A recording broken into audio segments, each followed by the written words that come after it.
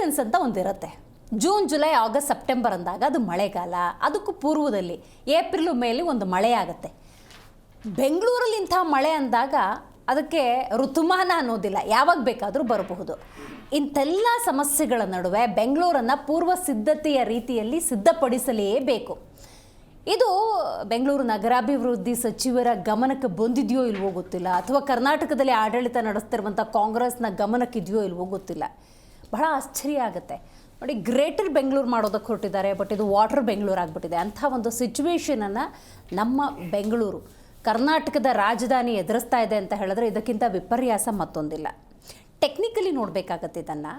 ಯಾಕಂದರೆ ಬೆಂಗಳೂರು ಅಂದಾಗ ಅಭಿವೃದ್ಧಿಯ ಹೆಸರಲ್ಲಿ ಒಂದು ಸಣ್ಣ ಮಳೆಯನ್ನು ಅರಗಿಸಿಕೊಳ್ಳದ ಶಕ್ತಿಯನ್ನು ನಾವೇ ಅಭಿವೃದ್ಧಿ ಹೆಸರಲ್ಲಿ ಕುಂಠಿತ ಮಾಡಿದ್ದೀವಿ. ಇದು ಒಂದು ಭಾಗ. ಅಂದರೆ ಬಂದಂಥ ನೀರು ಭೂಮಿ ಇಂಗಿಸ್ಕೋಬೇಕು, ಅಂತರ್ಜಲದ ಮಟ್ಟ ಅನ್ನೋದು ಹೆಚ್ಚಾಗಬೇಕು. ಆವಾಗ ಅದು ಪ್ರಕೃತಿಯ ಜೊತೆಗೆ ನಾವು ಹೆಜ್ಜೆ ಇಟ್ಟಂಗೆ ಆಗುತ್ತೆ. ಇದು ಪ್ರಕೃತಿಗೆ ವಿರುದ್ಧವಾಗಿ ನಾವು ನಡೆದುಕೊಂಡಿದ್ದಕ್ಕೆ ಅದರ ಪರಿಣಾಮವನ್ನು ಎದುರಿಸ್ತಾ ಇರೋದು. ನೋಡಿ, ನದಿ ಏನು ಹೇಳುತ್ತೆ ಅಥವಾ ನೀರು ಏನು ಹೇಳುತ್ತೆ ಅಂದರೆ, ನೀನು ಜಾಗ ಮಾಡಿಕೊಡ್ಲಿಲ್ಲ ಅಂದರೆ ನನ್ನ ಜಾಗ ನಾನು ಮಾಡ್ಕೋತೀನಿ ಅಂತ. ಬಟ್ ಇಲ್ಲಿ ಗಮನಿಸಬೇಕಾದ ಮತ್ತೊಂದು ಅಂಶ ಅಂತ ಹೇಳಿದ್ರೆ ಹಲವರು ಕಳೆದ 2 ದಿವಸಗಳಿಂದ ಜಿ ಕನ್ನಡ ನ್ಯೂಸ್ ಜೊತೆಗೆ ಜನಸಾಮಾನ್ಯರು ಮಾತಾಡ್ತಾ ಇದ್ದಾರೆ. ಅವರ ಸಮಸ್ಯೆ ಹೆಂಗೆ ಅಂತ ಹೇಳಿದ್ರೆ, ಇಷ್ಟು ವರ್ಷ ಇಲ್ಲ ತಗ್ಗು ಪ್ರದೇಶ, ಈಗ ಹೆಂಗೆ ಸೃಷ್ಟಿಯಾಗ್ಬಿಡ್ತು. ಬೆಂಗಳೂರಲ್ಲಿ ಮಳೆ ಬಂತು ಅಂದಾಗ ಕೆಲವೊಂದು ಜಾಗಗಳು ತಗ್ಗು ಪ್ರದೇಶದ ರೀತಿ ಇತ್ತು, ಅಲ್ಲೇನೋ ನೀರು ಹೋಗೋದು ಸರಿ. ಆದರೆ ಅವೈಜ್ಞಾನಿಕ ಕಾಮಗಾರಿ, ರೋಡನ್ನು ಎತ್ತರ ಮಾಡೋದು, ಇದರಿಂದ ಇದ್ದಂಥ ಮನೆಗಳು ತಗ್ಗಿಗೆ ಹೋಗಿದ್ದಾವೆ. ಅದರ ಪರಿಣಾಮವನ್ನು ನಾವು ಎದುರಿಸ್ತಿದ್ದೀವಿ. ಇದು ಬೆಂಗಳೂರಿನ, ಕರ್ನಾಟಕದ ರಾಜಧಾನಿ ಬೆಂಗಳೂರಿನ ಸದ್ಯದ ಪರಿಸ್ಥಿತಿ. ಗಮನ ಹರಿಸಬೇಕಾದವ್ರು ಯಾರು? ಘನತೆವೆತ್ತ ಮುಖ್ಯಮಂತ್ರಿಗಳು, ಬೆಂಗಳೂರು ನಗರಾಭಿವೃದ್ಧಿ ಸಚಿವರು, ಅಥವಾ ಆಡಳಿತ ನಡೆಸ್ತಾ ಇರುವಂಥ ಕರ್ನಾಟಕ ಕಾಂಗ್ರೆಸ್. ಏನು ಮಾಡಕ್ಕೆ ಹೊರಟಿದ್ದಾರೆ? ಸಾಧನಾ ಸಮಾವೇಶದಲ್ಲಿ ಬ್ಯುಸಿಯಾಗಿದ್ದಾರೆ. ಇದೊಂದು ರೀತಿ ಹೆಂಗಿದೆ ಅಂದರೆ, ಪ್ರತಿಪಕ್ಷಗಳಿಗೆ ಅಥವಾ ಜನಸಾಮಾನ್ಯರಿಗೆ ಕೋಲ್ ಕೊಟ್ಟು ಹೊಡೆಸ್ಕೊಳ್ಳುವಂಥ ಪರಿಸ್ಥಿತಿ ನಿರ್ಮಾಣವಾಗಿದೆ. ರೈಟ್, ಇದ್ರ ಬಗ್ಗೆ ಡೀಟೇಲ್ ಆಗಿ ಮಾತಾಡೋಣ. ನಾನು ದಿವ್ಯಶ್ರೀ.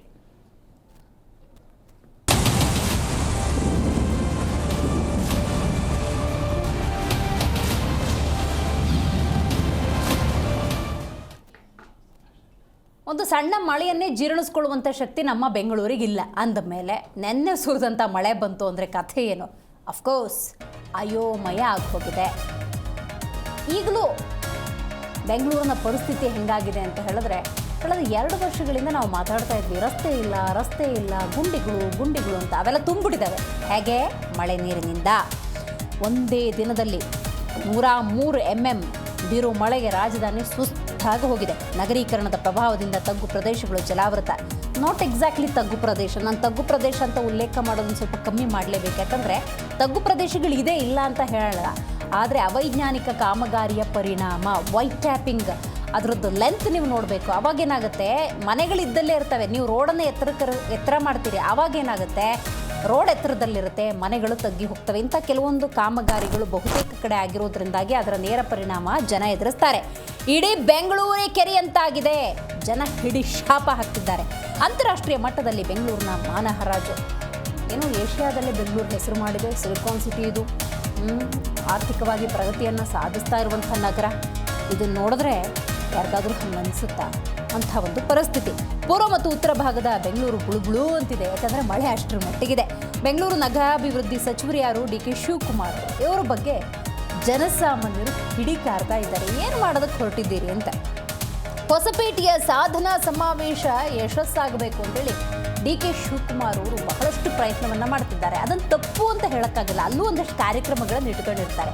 ಆದರೆ ಇಲ್ಲಿ ಅವರು ಬೆಂಗಳೂರು ನಗರಾಭಿವೃದ್ಧಿ ಸಚಿವರಾಗಿರೋದ್ರಿಂದಾಗಿ ಬೆಂಗಳೂರಿನ ಗಮನ ಕೂಡ ಹರಿಸಬೇಕಾಗತ್ತೆ. ಈಗ ವಾರ್ ಕಂಟ್ರೋಲ್ ರೂಮ್ಗೆ ಹೋಗೋದು, ಅಲ್ಲಿನ ಇನ್ಪುಟ್ಸ್ ತೊಗೊಳ್ಳೋದು ಮಾತ್ರ ಸಾಕಾಗೋದಿಲ್ಲ. ನಾನು ಹೇಳೋದು ಶಾಶ್ವತ ಪರಿಹಾರದ ನಿಟ್ಟಿನಲ್ಲಿ ಡಿ ಕೆ ಶಿವಕುಮಾರ್ ಅವರಾದರೂ ಏನಾದರೂ ಮಾಡ್ತಾರೆ ಅನ್ನುವಂಥ ನಿರೀಕ್ಷೆ ಇದೆಯಲ್ಲ, ಅದೂ ಕೂಡ ಈ ಬಾರಿ ಹುಸಿಯಾಗಿ ಹೋಗಿದೆ. ನೋಡಿ, ಗ್ರೇಟರ್ ಬೆಂಗಳೂರು, ಬ್ರ್ಯಾಂಡ್ ಬೆಂಗಳೂರು ಅಂತ ಮಾತಾಡೋದಲ್ಲ, ಅದು ಕಾರ್ಯರೂಪಕ್ಕೆ ಬರಬೇಕು ಅನ್ನೋದಾದರೆ ಏನು ಮಾಡಬೇಕು, ಹೆಂಗೆ ಮಾಡಬೇಕು, ಯಾವಾಗ ಮಾಡಬೇಕು ಅನ್ನುವಂಥ ಅರಿವು ಇರಬೇಕು ಅಂತ ಜನ ಹೇಳ್ತಿದ್ದಾರೆ. ಈ ವಾಟರ್ ಬೆಂಗಳೂರಿಗಿಂತ ಸಮಾವೇಶವೇ ಮುಖ್ಯ ಆಗಿಬಿಟ್ಟಿದೆ ಕಾಂಗ್ರೆಸ್ಗೆ ಅಂತ ಹೇಳಿ BJP ಹಿಡಿಕಾರ್ತಾ ಇದೆ, ಟೀಕೆ ಟಿಪ್ಪಣಿಗಳನ್ನು ಮಾಡ್ತಾ ಇದೆ. ಬಟ್ ನೀವು ಗಮನಿಸಬೇಕು, ನಿನ್ನೆಯಿಂದ ಇವತ್ತಿನವರೆಗೂ ಬೆಂಗಳೂರು ಜನರ ಪರಿಸ್ಥಿತಿ ಹೆಂಗಾಗ್ಬಿಟ್ಟಿದೆ ಅಂದರೆ, ನಾನೊಂದು 2 ದೃಶ್ಯ ನೋಡ್ತಾ ಇದ್ದೆ. ಆಶ್ರಮದ ದೃಶ್ಯ ಬಹಳ ನೋವಾಗುತ್ತೆ. 60, 70, 80 ವಯಸ್ಸಿನ ವೃದ್ಧರು ಚೇರ್ ಮೇಲೆ ಕುತ್ಕೊಂಡ್ಬಿಟ್ಟಿದ್ದಾರೆ, ಚಳಿಲಿ ನಡುಗ್ತಿದ್ದಾರೆ. ಇಂಥ ಒಂದು ಪರಿಸ್ಥಿತಿ. ಯಾಕೆಂದರೆ 2-3 ಅಡಿ ನೀರು. ನೀವೀಗೇನು ದೃಶ್ಯ ನೋಡ್ತಾ ಇದ್ರಿ, ಇದು ಸಾಯಿ ಲೇಔಟ್ ದೃಶ್ಯ. ನೀರನ್ನು ತಳ್ಳಕ್ಕೆ JCB ಬಂದಿದೆ ನೋಡಿ. JCB ತನ್ನ ಕೆಲಸನ ಬದಲಿಸ್ಕೊಂಡ್ಬಿಟ್ಟಿದೆ. ಇಂಥ ಒಂದು ಪರಿಸ್ಥಿತಿ ಈ ಸಾಯಿ ಲೇಔಟ್ ಇರ್ಬೋದು, ಬೆಂಗಳೂರಿನ ಬಹುತೇಕ ಕಡೆ ಹೆಂಗಾಗ್ಬಿಟ್ಟಿದೆ ಅಂದರೆ ಪ್ರತಿ ವರ್ಷ ಇದೇ ಹಣೆ ಬರ. ಇಷ್ಟಪಟ್ಟು ಕಷ್ಟಪಟ್ಟು ಏನೋ ಮನೆಗೊಂದು ಇಷ್ಟಿರಲಿ ಅಂತ ಸಾಮಗ್ರಿ ತಂದಿಟ್ಕೊಂಡಿರ್ತಾರೆ, ಅದು ಕೂಡ ಜಲಾವೃತ. ಅಂದರೆ ಎವ್ರಿ ಇಯರ್ ಇನ್ವೆಸ್ಟ್ ಮಾಡಬೇಕಾ? ಹಂಗಾರೆ ಎಂಥ ಪರಿಸ್ಥಿತಿ ಅಲ್ವಾ? ಹಾಗೂ ಹಿಂಗೂ ಕೂಡಿಟ್ಟು ಏನೋ ಬದುಕು ಕಟ್ಕೊಳ್ಳೋಣ ಅಂದರೆ ಮಳೆ ತಪ್ಪಲ್ಲ. ನಾನು ಮಳೆ ತಪ್ಪು ಅಂತ ಹೇಳೋದಿಲ್ಲ, ಅದು ಪ್ರಕೃತಿ ದತ್ತವಾಗಿ ಬಂದಾಗ ಅದನ್ನು ನಾವು ಸ್ವಾಗತಿಸಬೇಕು. ಆದರೆ ಆ ಮಳೆಗೆ ನಾವು ಸರಿಯಾದ ರೀತಿಯ ವ್ಯವಸ್ಥೆಯನ್ನು ಮಾಡಿದ್ದೀವ ಅಂತ ನೋಡಿ. ವೃಷಭಾವತಿ ಇವತ್ತು ಅದು ತನ್ನ ಪಾತ್ರದಲ್ಲಿ ಚೆನ್ನಾಗಿ ಹರಿತಾ ಇದೆ. ಯಾಕಂದರೆ ನದಿಗಳು ಯಾವತ್ತೂ ತಮ್ಮ ಮೂಲ ಮತ್ತು ಪಾತ್ರವನ್ನು ಮರೆಯೋದಿಲ್ಲ ಅನ್ನೋದಕ್ಕೆ ಇವತ್ತು ವೃಷಭಾವತಿ ನದಿ ಹರಿತಿರುವಂಥ ರೀತಿಯೇ ಸಾಕ್ಷಿ. ಇದರ ನಡುವೆ ಆ ರಾಜಕಾಲುವೆ ಎಫೆಕ್ಟ್ ನೋಡಿ ಎಷ್ಟರ ಮಟ್ಟಿಗಿದೆ ಅಂದರೆ, ಯಾವುದೋ ಒಂದು ಸರ್ಕಾರ ಬಂತು, ಕಡೆ ಪಕ್ಷ ಈ ಸಲ ರಾಜಕಾಲುವೆಯ ಸಮಸ್ಯೆಗೆ ಪರಿಹಾರ ಸಿಗುತ್ತೆ ಅಂದರೆ ನೋ, ಅಲ್ಲೂ ಕೂಡ ಹೊಂದಾಣಿಕೆ, ಅಲ್ಲೂ ಅಡ್ಜಸ್ಟ್ಮೆಂಟ್. ಇದರ ಪ್ರಭಾವವನ್ನು ಎದುರಿಸ್ತಿರೋರು ಯಾರು ಅಂದರೆ ದೊಡ್ಡ ದೊಡ್ಡ ಬಿಲ್ಡಿಂಗಲ್ಲಿರುವಂತಹ ನಾಯಕರಲ್ಲ, ನಿಮ್ಮನ್ನು ನಾಯಕರು ಅಂತ ಗುರುತಿಸಿದಂಥ ಜನಸಾಮಾನ್ಯರು, ಓಟ್ ಹಾಕಿದಂಥ ಜನಸಾಮಾನ್ಯರು. ಇದು ಮಧ್ಯಮ ಮತ್ತು ಬಡವರ್ಗದ ಜನರ ಕಥೆಯಾದರೆ ನೀವು ಕೆಲವೊಮ್ಮೆ ಶೆಡ್ಗಳಲ್ಲಿ ವಾಸ ಇರ್ತಾರೆ ನೋಡಿ, ಅವ್ರದ್ದು ಹಿಂಗೆ ಅಂತ ಸಮಸ್ಯೆ ಹೇಳೋಕ್ಕಾಗಲ್ಲ. ಅಷ್ಟರ ಮಟ್ಟಿಗೆ ಈ ಮಳೆಗೆ ತತ್ತರಿಸಿ ಹೋಗಿದ್ದಾರೆ.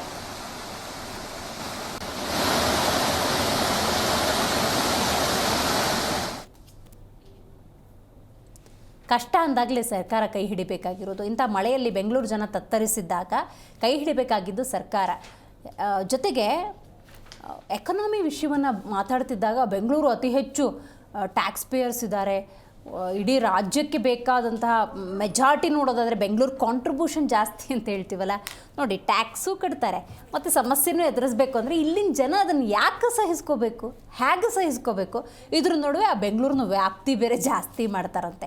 ಅಲ್ಲೂ ಒಂದಷ್ಟು ಕಾಂಕ್ರೀಟೀಕರಣ ಮಾಡಿ ಮಳೆ ಬಂತು ಅಂತ ಹೇಳಿದ್ರೆ ಸುತ್ತಮುತ್ತ ಬೆಂಗಳೂರು ವ್ಯಾಪ್ತಿ ಏನಿದೆ ಅದು ಮುಳುಗಡೆ ಆಗಬೇಕು. ಅದಕ್ಕೇನೋ ನಿರ್ಧಾರ ಮಾಡ್ದಂಗೆ ಕಾಣ್ತಾ ಇದೆ ಸರ್ಕಾರದವರು. ಅದು ಯಾವುದೇ ಸರ್ಕಾರ ಆಗಲಿ, ಯಾರಿಗೂ ಇಚ್ಛಾಶಕ್ತಿ ಅನ್ನೋದಿಲ್ಲ ಅನ್ನೋದು ಈ ಮೂಲಕ ಸ್ಪಷ್ಟವಾಗ್ತಾ ಇದೆ.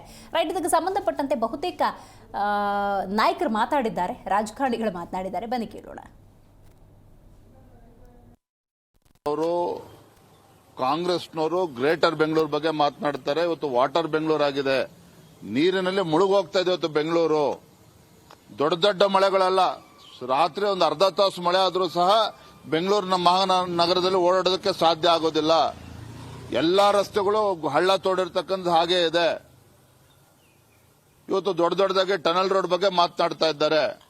ಹೈಕೋರ್ಟ್ ಕೂಡ ಹಲವಾರು ಬಾರಿ ಚೀಮಾರಿ ಆಗ್ತು, ರಸ್ತೆಗಳು ಗುಂಡಿ ಮುಚ್ಚಬೇಕು ಅಂತೇಳಿ. ಆದ್ರೂ ಕೂಡ ಉಸ್ತುವಾರಿ ಸಚಿವರಾಗಲಿ ರಾಜ್ಯ ಸರ್ಕಾರ ಆಗಲಿ ಬೆಂಗಳೂರು ಮಹಾನಗರದ ಅಭಿವೃದ್ಧಿ ಬಗ್ಗೆನೂ ಕೂಡ ತಲೆ ಕೆಡಿಸಿಕೊಂಡಿಲ್ಲ, ರಾಜ್ಯದ ಅಭಿವೃದ್ಧಿಯ ಬಗ್ಗೆನೂ ಕೂಡ ತಲೆ ಕೆಡಿಸಿಕೊಂಡಿಲ್ಲ. ಅಂತಾರಾಷ್ಟ್ರೀಯ ಮಟ್ಟದಲ್ಲಿ ತಲೆ ತಗ್ಗಿಸೋ ಸ್ಥಿತಿ ನಿರ್ಮಾಣ ಆಗಿದೆ.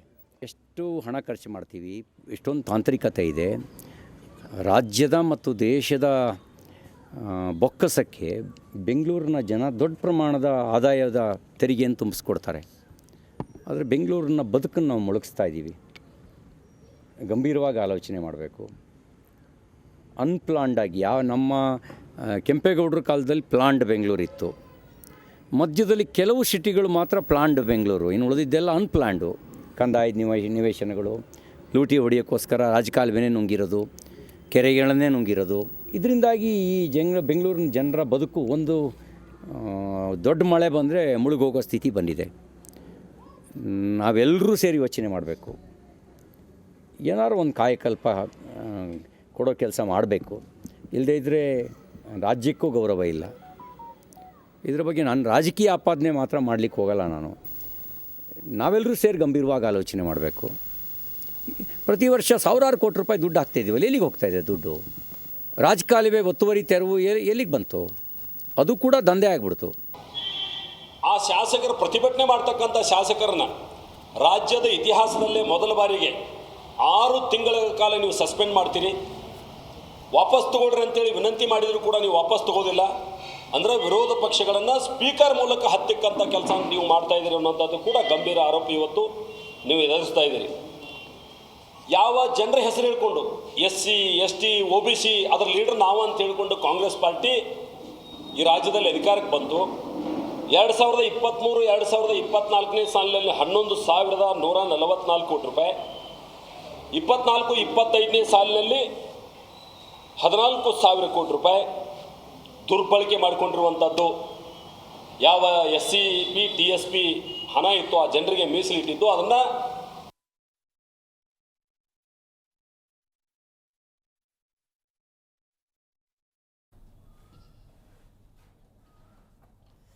ಯಾಕೆಷ್ಟು ಟೀಕೆ ಟಿಪ್ಪಣಿಗಳು ಅಂತ ಹೇಳಿದ್ರೆ ಅಜ್ಜಿ ಗರ್ವೆ ಚಿಂತೆ ಆದರೆ ಮೊಮ್ಮಕ್ಕಳಿಗೆ ಮತ್ತೇನೋ ಚಿಂತೆ ಅಂತಾರಲ್ಲ, ಹಂಗಾಗ್ಬಿಟ್ಟಿದೆ ಪರಿಸ್ಥಿತಿ. ಬೆಂಗಳೂರು ಅಲ್ಲೋಲ ಕಲ್ಲೋಲ ಆಗಿದೆ. ನೆನ್ನೆ ಸುರಿದಂಥ ಒಂದು ಮಳೆಗೆ ಆಸ್ ಪರ್ ವೆದರ್ ರಿಪೋರ್ಟ್ ಇನ್ನೂ 5 ದಿವಸ ಇದೇ ಪರಿಸ್ಥಿತಿ ಇರುತ್ತೆ ಅನ್ನೋದಾದರೆ ಇದರ ನಡುವೆ ಸಾಧನಾ ಸಮಾವೇಶ ಮಾಡೋದಕ್ಕೆ ಘನತೆವೆತ್ತ ಮುಖ್ಯಮಂತ್ರಿ ಸೇರಿದಂತೆ ಬೆಂಗಳೂರು ನಗರಾಭಿವೃದ್ಧಿ ಸಚಿವರು, ರಾಜ್ಯದ ಉಪಮುಖ್ಯಮಂತ್ರಿಗಳು ಸೇರಿದ ಹಾಗೆ ಕರ್ನಾಟಕ ಕಾಂಗ್ರೆಸ್ನ ನಾಯಕರೆಲ್ಲರೂ ಕೂಡ ಸಮಾವೇಶದಲ್ಲಿ ಬ್ಯುಸಿಯಾಗಿದ್ದಾರೆ ಅನ್ನೋದು ವಿಪರ್ಯಾಸ, ನೋವಿನ ಸಂಗತಿ.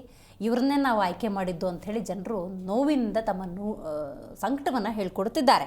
ರೈಟ್, ಈ ಬಗ್ಗೆ ಮಾತಾಡಲಿಕ್ಕೆ ಮೊದಲನೇದಾಗಿ ನಮ್ಮ ಕಾರ್ಯಕ್ರಮದಲ್ಲಿ ಕಾಂಗ್ರೆಸ್ ವಕ್ತಾರರಾಗಿರುವಂಥ ದರ್ಶನ್ ಅವರು ಭಾಗಿಯಾಗಿದ್ದಾರೆ. ನಮಸ್ಕಾರ ದರ್ಶನ್ ಅವರೇ. ಇನ್ನು ನಮ್ಮ ಕಾರ್ಯಕ್ರಮದಲ್ಲಿ AP ವಕ್ತಾರರಾಗಿರುವಂಥ ಶಶಿಧರ್ ಆರಾಧ್ಯ ಅವರು ಭಾಗಿಯಾಗಿದ್ದಾರೆ. ನಮಸ್ಕಾರ. ಇದು JDS ವಕ್ತಾರರು ಡಾಕ್ಟರ್ ನಾಗೇಂದ್ರ ಅವರು ಭಾಗಿಯಾಗಿದ್ದಾರೆ. ನಮಸ್ಕಾರ. BJP ವಕ್ತಾರರು ನಾಗರಾಜ್ ನಾಯ್ಕ್ ಅವರು ಝೂಮ್ನಿಂದ ಕನೆಕ್ಟ್ ಆಗಿದ್ದಾರೆ. ನಮಸ್ಕಾರ ಸರ್. ನಮಸ್ತೆ ಮೇಡಮ್. ಸರ್, ನಿಮ್ಮಿಂದಲೇ ಕಾರ್ಯಕ್ರಮವನ್ನು ಆರಂಭ ಮಾಡೋದಾದರೆ, ಇವತ್ತು ನಾನು ಆರಂಭದಲ್ಲಿ ಒಂದು ಗಾದೆ ಮಾತು ಹೇಳ್ತಾ ಇದ್ದೆ, ಅಜ್ಜಿ ಗರ್ವೆ ಚಿಂತೆ ಮೊಮ್ಮಕ್ಕಳಿಗೆ ಮತ್ತೇನೋ ಚಿಂತೆ ಅಂಥೇಳಿ. ಅಂಥ ಒಂದು ಪರಿಸ್ಥಿತಿ. ಯಾಕಂದರೆ ಅತಿ ಹೆಚ್ಚು ಎಕಾನಮಿ ಅಥವಾ GST ಕಲೆಕ್ಷನ್ನು ರಾಜ್ಯದ ಆರ್ಥಿಕತೆಯಲ್ಲಿ ಬಹುದೊಡ್ಡ ಪಾತ್ರವನ್ನು ವಹಿಸಿರುವಂತಹ ಬೆಂಗಳೂರಿನ ಸ್ಥಿತಿ ನೋಡಿದ್ರೆ ಬಹಳ ನೋವಾಗುತ್ತೆ ಸರ್. ಒಂದು ಸಣ್ಣ ಮಳೆಯನ್ನು ಕೂಡ ತಡ್ಕೊಳ್ಳೋಕ್ಕಾಗದಿರುವಂಥ ಸ್ಥಿತಿಗೆ ಅಭಿವೃದ್ಧಿ ಹೆಸರಲ್ಲಿ ನಾವು ಅದನ್ನು ತಗೊಂಡು ಹೋಗಿದ್ದೀವಿ. ಇಂಥ ಸಿಚುವೇಷನಲ್ಲಿ ಬೆಂಗಳೂರು ನಗರಾಭಿವೃದ್ಧಿ ಸಚಿವರು, ಕರ್ನಾಟಕ ಕಾಂಗ್ರೆಸ್ ಕೈ ಹಿಡ್ಕೊಂಡು ನಡೆಸಬೇಕು. ಇಂಥ ಸಮಸ್ಯೆಗಳಾಗ್ದಂಗೆ ಮುಂಜಾಗ್ರತೆ ವಹಿಸಬೇಕು. But they are busy with Sadhana Samavesha. ಏನಂತೀರಿ ಮೇಡಮ್? ಬ್ರ್ಯಾಂಡ್ ಬೆಂಗಳೂರು ಅಂತ ಒಂದು ಕಲ್ಪನೆಯಿಂದ ಈ ಕಾಂಗ್ರೆಸ್ ಸರ್ಕಾರ ಮಾತಾಡ್ಲಿಕ್ಕೆ ಶುರು ಮಾಡ್ತು. ಬೆಂಗಳೂರನ್ನ ನಾವು ಒಂದು ಒಳ್ಳೆಯ ನಗರವನ್ನಾಗಿ ರೂಪಿಸ್ತೀವಿ ಅಂತ ಹೇಳಿ. ಆದ್ರೆ ಇವತ್ತು ಬೆಂಗಳೂರು ನೋಡಿದ್ರೆ ಅದು ಒಂಥರ ಗಾರ್ಬೇಜ್ ಸಿಟಿಯಾಗಿ ಪರಿವರ್ತನೆ ಆಗಿರ್ತಕ್ಕಂಥದನ್ನ ನೋಡಿದಾಗ ತುಂಬಾ ಬೇಸರ ಆಗ್ತದೆ. ಎಲ್ಲಿ ನೋಡಿದ್ರು ಸಹಿತ ಕಸದ ರಾಶಿ, ಕಸ ವಿಲೇವಾರಿ ಸರಿಯಾಗಿಲ್ಲ. ರಾಜ ಕಾಲುವೆಗಳನ್ನ ಏನು ಅತಿಕ್ರಮಣ ಮಾಡಿದ್ದಾರೆ ಅವರಿಗೆ ನೋಟಿಸ್ ಕೊಟ್ಟು ಅವರನ್ನ ತೆರವುಗೊಳಿಸಬೇಕು ಅಂತ ಹೇಳಿದ್ರೆ ಅವ್ರ ಜೊತೆಯೇ ಶಾಮೀಲಾತಿಯಾಗಿ ಅವ್ರ ಜೊತೆಯೇ ಸೇರ್ಕೊಂಡು ಯಾರು ವಸೂಲಿ ಮಾಡ್ತಾರೋ ಅಥವಾ ಹಣ ಕೊಡ್ತಾರೋ ಅವರನ್ನ ಬಿಟ್ಟು ಉಳಿದವ್ರನ್ನ ತೆಗಿಸ್ತಾ ಈ ರೀತಿ ಅಕ್ರಮ ಕಟ್ಟಡಗಳನ್ನ ಏನು ಕಟ್ಕೊಂಡಿದ್ದಾರೆ ಅವರಿಗೆ ಮಾಫಿ ಮಾಡ್ತಾ ಈ ರೀತಿ ಮಾಡಿರುವುದರಿಂದ ಇವತ್ತು ನಗರ ಏನು ಆಗಿದೆ ಅಂದ್ರೆ ದೊಡ್ಡ ಕೆರೆಯ ತರ ಆಗಿದೆ. ತಾವು ಹೇಳುವಾಗ ತಾವು ರೈಟ್ಲಿ ಸೆಟ್ ಏನಂತ ಹೇಳಿದ್ರೆ ಒಂದು ಸಣ್ಣ ಮಳೆಯನ್ನು ತಡೆದುಕೊಳ್ಳಲಿಕ್ಕೆ ಆಗದೆ ಇರುವಂತ ಪರಿಸ್ಥಿತಿಗೆ ಬೆಂಗಳೂರು ಬಂತೆ. ಹಾಗಿದ್ರೆ ಬೆಂಗಳೂರಿನಲ್ಲಿ ರಸ್ತೆ ಪಕ್ಕ ಚರಂಡಿಗಳಿಲ್ವೆ ಅಥವಾ ದೊಡ್ಡ ರಾಜ ಕಾಲುವೆಗಳಿಲ್ವೆ? ಅದನ್ನು ಯೋಜನಾಬದ್ಧವಾಗಿ ಬೆಂಗಳೂರನ್ನ ಏನು ಹೊಸ ನಿರ್ಮಾಣ ಎಲ್ಲ ಆಗ್ತಾ ಇಲ್ವೇ? ಇವುಗಳನ್ನೆಲ್ಲ ನೋಡಿದಾಗ ಇದು ನಿಜವಾಗಿ ಗಾಬರಿ ಹೊಡಿಸ್ತಕ್ಕಂಥದ್ದು. ನಿನ್ನೆ ಒಂದು ಮಳೆಗೆ ಈ ರೀತಿ ಆಗ್ತಾ ಇದ್ರೆ ಕಂಟಿನ್ಯೂಸ್ ಆಗಿ ಈಗ ಕರಾವಳಿಯಲ್ಲೂ ಮಲೆನಾಡಿನಲ್ಲೂ ಬೀಳ್ತದಲ್ಲ ಮಳೆ, ಆ ರೀತಿ ಮಳೆ ಬಿದ್ದು ಬಿಟ್ರೆ 1.5 ಕೋಟಿ ಜನಸಂಖ್ಯೆಯನ್ನ ಹೊಂದಿರುವಂತಹ ಬೆಂಗಳೂರಿನ ಪರಿಸ್ಥಿತಿ ಏನಾಗಬೇಕು? ಬಹಳ ದುಃಖದಿಂದ ಹೇಳ್ತಕ್ಕಂಥ ವಿಷಯ ಏನು ಅಂತ ಹೇಳಿದ್ರೆ, ಈ ಬೆಂಗಳೂರಿನ ನಗರದ ಬಗ್ಗೆ ಸರಿಯಾಗಿ ಗಮನವನ್ನ ಕೊಡದೆ ಬರೀ ವಸೂಲಿಗೆ ಹಿಡಿದದೆ ಈ ಸರ್ಕಾರ. ಜನನ ಪ್ರಮಾಣ ಪತ್ರದಿಂದ ಮರಣ ಪ್ರಮಾಣ ಪತ್ರದವರೆಗೂ ಸಹಿತ ಭ್ರಷ್ಟಾಚಾರ ತಾಂಡವವಾಡ್ತಾ ಇರುವುದಂತದ್ದು ಮತ್ತು ಈ ಸಂದರ್ಭದಲ್ಲಿ ಈ ಕಾಂಗ್ರೆಸ್ ಸರ್ಕಾರ ಅಂತ ಹೇಳೋದು ಕಾಂಗ್ರೆಸ್ ಪಕ್ಷದ ATM ಆಗಿರ್ತಕ್ಕಂಥದ್ದು, ಹಗರಣಗಳ ಮೇಲೆ ಹಗರಣಗಳನ್ನ ಮಾಡ್ಕೊಂಡಿರ್ತಕ್ಕಂಥದ್ದು, ಯಾರನ್ನೋ ಓಲೈಸ್ಲಿಕ್ಕೆ ಏನನ್ನೋ ಮಾಡ್ತಕ್ಕಂಥದ್ದು, ಇಂಥವುಗಳಲ್ಲಿ ಬ್ಯುಸಿ ಆಗಿರೋದರಿಂದ, ಇಂಥವುಗಳಲ್ಲಿ ನಿರತರಾಗಿರೋದರಿಂದ ಬೆಂಗಳೂರಿನ ಅಭಿವೃದ್ಧಿಗೆ ಯಾವುದೇ ಲಕ್ಷ್ಯವನ್ನ, ಯಾವುದೇ ಇಂಪಾರ್ಟೆನ್ಸ್ ಅನ್ನ ಕೊಡದೆ ಇವತ್ತು ಬೆಂಗಳೂರು ಅನ್ನೋದು ಅಕ್ಷರಶಃ ನರಕದ ಕೂಪವಾಗಿ ಬದಲಾಗ್ತಾ ಇರುವುದು ಬಹಳ ದೊಡ್ಡದಾದಂತ ಒಂದು ದುರಂತ. ಒಂದು ಮಳೆಯನ್ನ ಎದುರಿಸಲಿಕ್ಕೆ ಆಗದೆ ಇರುವಂತ ಸರ್ಕಾರ ಇಡೀ ಮಳೆಗಾಲವನ್ನ ಹೇಗೆ ಎದುರಿಸ್ತದೆ? ಒಂದು ಮಳೆಯನ್ನ ಎದುರಿಸಲಿಕ್ಕೆ ಆಗದೆ ಇರುವಂತ ಸರ್ಕಾರ ಇನ್ನಿತರ ಕಾಲಗಳನ್ನೆಲ್ಲ ಹೇಗೆ ಎದುರಿಸ್ತದೆ? ಹಾಗಾಗಿ ಈ ಸರ್ಕಾರ ಎಲ್ಲ ರೀತಿಯಿಂದಲೂ ಫೇಲ್ ಆಗಿದೆ. ಬೆಂಗಳೂರು ನಗರವನ್ನ ರಕ್ಷಿಸಲಿಕ್ಕೂ ಸಹಿತ ಸಂಪೂರ್ಣ ವಿಫಲವಾಗಿದೆ ಅನ್ನುವಂತ ಮಾತನ್ನ ಹೇಳದೆ ಬೇರೆ ವಿಧಿ ಇಲ್ಲ. ರೈಟ್ ಶಶಿಧರ್ ಅವರೇ, ನೀವು ಹೇಳಬೇಕು ಜನ ಹಂಗಾರೆ ಯಾಕೆ ಟ್ಯಾಕ್ಸ್ ಕಟ್ಟಬೇಕು ಅಂತ ಹೇಳಿ. ಅಲ್ಲೇನೋ ಸಾಧನಾ ಸಮಾವೇಶ ಮಾಡ್ತಾ ಇದ್ದಾರೆ, ಅಲ್ಲೂ ಕೂಡ ಜನಪರ ಕಾಳಜಿಯನ್ನು ಹೊಂದಿ ಏನೇನೋ ಯೋಚನೆಗಳನ್ನು ಹಾಕ್ಕೊಂಡಿದ್ದಾರೆ, ಯೋಜನೆಗಳನ್ನು ಕಾರ್ಯಗತ ಮಾಡಬೇಕು. ಅದೆಲ್ಲ ಒಪ್ಕೊಳ್ಳೋಣ. ಬಟ್ ರೈಟ್ ನಾವು ಸಿಚುವೇಶನ್ ಹೆಂಗಿದೆ? ತಾಳ ಮೇಳನೆ ಬರಲ್ವಲ್ಲ, ಅವರು ಸಾಧನಾ ಸಮಾವೇಶದಲ್ಲಿ ಬ್ಯುಸಿ ಆಗಿಬಿಟ್ರಲ್ಲ ಶಶಿಧರ್ ಅವರೇ. ಇಲ್ಲ, ನೋಡಿ 2 ವರ್ಷದ ಅವರ ಸಾಧನೆ ಬಗ್ಗೆ ಸಾಧನಾ ಸಮಾವೇಶ ಮಾಡೋದಕ್ಕೆ ಯಾರ ಅಭ್ಯಂತರನೂ ಇರೋದಿಲ್ಲ. ಅದನ್ನು ಟೀಕೆ ಟಿಪ್ಪಣಿಗಳು ಪ್ರತಿಪಕ್ಷಗಳು ನಾವು ಮಾಡ್ಬೋದು, ಆಡಳಿತ ಪಕ್ಷ ನಾವು ಇಷ್ಟು ಕೆಲಸ ಮಾಡಿದ್ದೀವಿ ಅಂತ ಅವ್ರು ಹೇಳ್ಬೋದು. ಆದರೆ ಸಂದರ್ಭ ಏನು ಬಂದಿದೆ, ನಿನ್ನೆ ಒದಗಿ ಬಂದಿರತಕ್ಕಂಥ ಕೇವಲ ನಿನ್ನೆ ರಾತ್ರಿವರೆಗೂ ಮಳೆನೇ ಇರಲಿಲ್ಲ. ರಾತ್ರಿ ಸುಮಾರು 8 ಗಂಟೆ ಮೇಲೆ ಸ್ಟಾರ್ಟ್ ಆಗಿರತಕ್ಕಂಥದ್ದು ಮಳೆ, ಬೆಳಗ್ಗೆ 6 ಗಂಟೆವರೆಗೂ ಸುರಿದಿರ್ತಕ್ಕಂಥದ್ದು. ಮಧ್ಯದಲ್ಲಿ ಇಷ್ಟಕ್ಕೆ ನಮ್ಮ ಬೆಂಗಳೂರು ಈ ರೀತಿಯಾದಂತಹ ಅವ್ಯವಸ್ಥೆಗೆ ಈಡಾದರೆ ಮುಂದಿನ ದಿನಗಳು, ಇವತ್ತು ಮಳೆ ಬರ್ತಾ ಇದೆ, ಮುಂದಿನ 4 ದಿನಗಳ ಹವಾಮಾನ ಇಲಾಖೆ ಹೇಳಿದೆ ಆಲ್ರೆಡಿ ಮಳೆ ಬರುತ್ತೆ ಅಂತ. ಏನಾಗಬಹುದು? ಪ್ರತಿ ವರ್ಷವೂ ಇವರು ಹೇಳೋದು ಒಂದೇನೆ, ನಾವು ಒತ್ತುವರಿಯನ್ನು ತೆರವುಗೊಳಿಸ್ತೀವಿ, ರಾಜಕಾಲುವೆಗಳನ್ನು ಇದು ಮಾಡ್ತೀವಿ.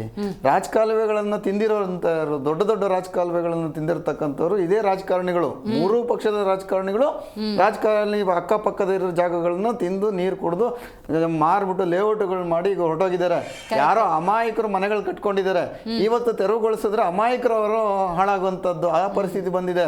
ಇವಾಗ ನೀವೇ ನೋಡ್ಬೋದು, ಇಲ್ಲಿ ಋಷಭಾವತಿ ನದಿಯ ಬಗ್ಗೆ ನೀವು ಮಾತಾಡಿದ್ರಿ. ಋಷಭಾವತಿ ನದಿ ರಾಜರಾಜೇಶ್ವರಿ ಆರ್ಚ್ ಇದೆಯಲ್ವಾ, ಆರ್ಚಿಂದ ಮುಂದಕ್ಕೆ ಋಷಭಾವತಿ ಎಲ್ಲರಿಗೂ ಕಾಣಿಸುತ್ತೆ ಮೈಸೂರು ರಸ್ತೆಯಲ್ಲಿ. ಆ ಆರ್ಚಿಂದ 300 ಅಡಿ ಬಫರ್ ಝೋನ್ ಇರುತ್ತೆ, 300 ಮೀಟರ್ ಅಂತ ಬಫರ್ ಝೋನ್ ಇರುತ್ತೆ, ಅಥವಾ 300 ಅಡಿ ಬಫರ್ ಝೋನ್ ಇರುತ್ತೆ. ನೀವೇ ಗಮನಿಸಿದ್ರೆ ಒಂದೇ 1 ಅಡಿ ಬಿಟ್ಟಿದ್ದೀರಾ? ಅಲ್ಲಿಂದ ಅಲ್ಲಿವರೆಗೂ ಎಲ್ಲಿವರೆಗೂ ಕುಂಬಳಗೋಡವರೆಗೂ ಎಲ್ಲೇ ಒಂದೇ 1 ಅಡಿಯಷ್ಟು ಬಿಟ್ಟಿಲ್ಲ ಬಫರ್ ಝೋನ್ಗಳನ್ನ. ಅದನ್ನೆಲ್ಲ ದೊಡ್ಡ ದೊಡ್ಡ ಮಾಲ್ಗಳು ಮಾಡಿದ್ದಾರೆ. ಇವತ್ತು ಸತ್ವ ಅಂತ ಕಂಪ್ನಿಗಳು ಅಪಾರ್ಟ್ಮೆಂಟ್ಗಳು ಕಟ್ಟಿದ್ದಾವೆ, ನವಮಿ ಅಂತ ಅಪಾರ್ಟ್ಮೆಂಟ್ ಕಟ್ಟಿದ್ದಾರೆ, ಮತ್ತೊಂದು ಅಪಾರ್ಟ್ಮೆಂಟ್ಗಳೆಲ್ಲ ಒತ್ತುವರಿ ಮಾಡ್ಕೊಂಡು ಆ ಕಡೆ ಮನೆಗಳು ಕಟ್ಟಿದ್ದಾರೆ, ಇನ್ನೊಂದು ಚೌಟ್ರಿಗಳು ಕಟ್ಕೊಂಡು ವ್ಯಾಪಾರಕರಣಗೊಳಿಸಿದ ಫ್ರೀ ಜಾಗದಲ್ಲಿ ಉಚಿತವಾಗಿ ಜಾಗ ಸಿಕ್ತಿವ್ರಿಗೆ ಪ್ರಭಾವವನ್ನು ಬಳಸಿದ್ರು, ಡೂಪ್ಲಿಕೇಟ್ ಡಾಕ್ಯುಮೆಂಟ್ ಮಾಡಿದ್ರು.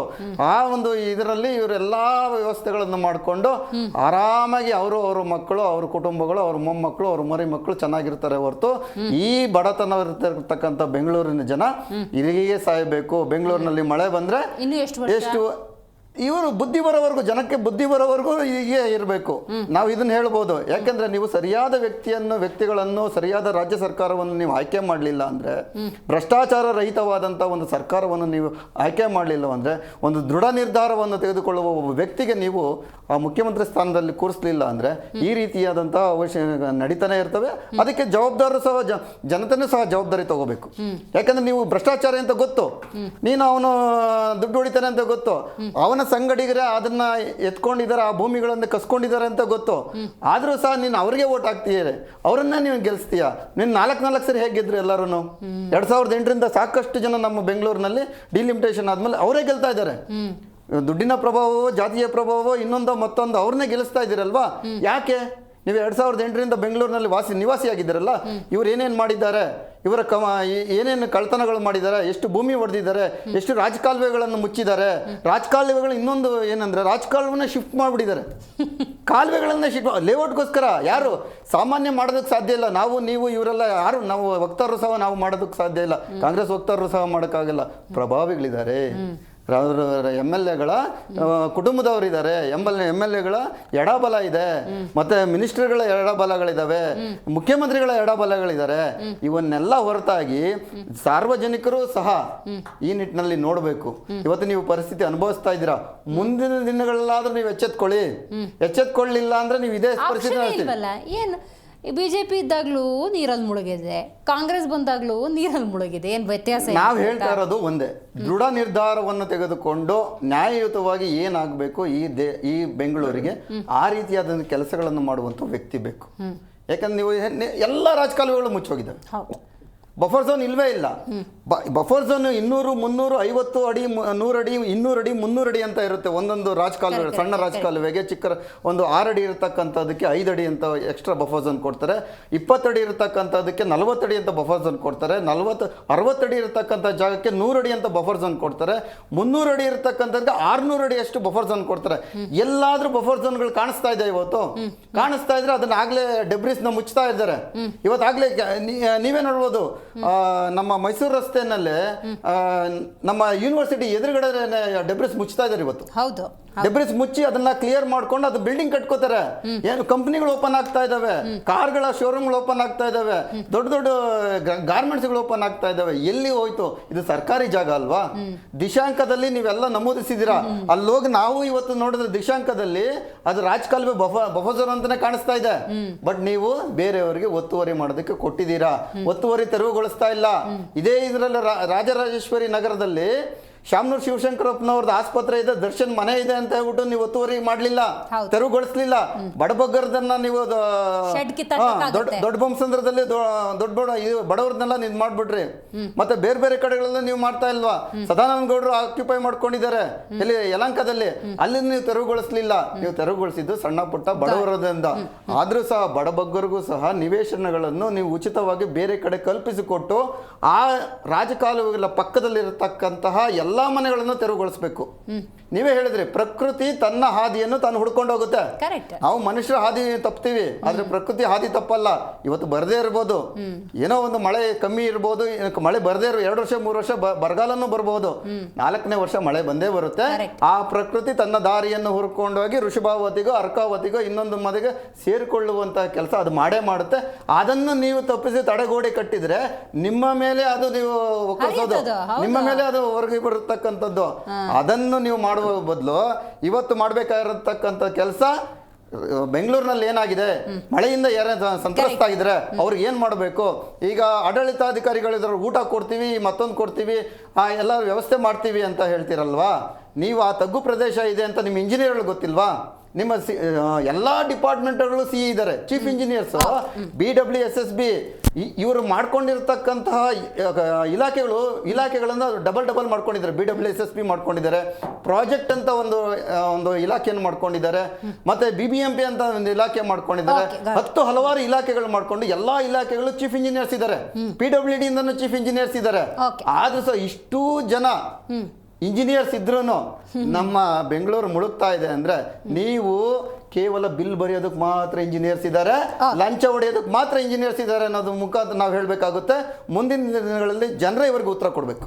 ಸಾಧನಾ ಸಮಾವೇಶ ಈಗ ಯಾಕೆ ಅಗತ್ಯ ಇದೆ ಅಂತ ಈ ಸರ್ಕಾರದ ಸಾಧನೆಯನ್ನ ಹೇಳ್ಕೋಬೇಕಲ್ಲ ಮೇಡಮ್. ಏನು ಕೂಡ ಇವತ್ತು ಇವ್ರು ಮಾಡಿದ ಸಾಧನೆಗಳ ಬಗ್ಗೆ ತುಂಬಾ ಒಲವಿದೆ. ಎಷ್ಟು ಒಲವಿದೆ ಅಂದ್ರೆ ಟೈಟ್ಲ್ ಕೊಟ್ಬಿಟ್ಟಿದ್ದಾರೆ, ಪಿಕ್ ಪ್ಯಾಕೆಟ್ ಸರ್ಕಾರ ಅಂತ. ಪಿಕ್ ಪ್ಯಾಕೆಟ್ ಸರ್ಕಾರ ಅಂತ ಜನಗಳು ಇವತ್ತು ಟೈಟ್ಲ್ ಕೊಡ್ತಾ ಇದ್ದಾರೆ.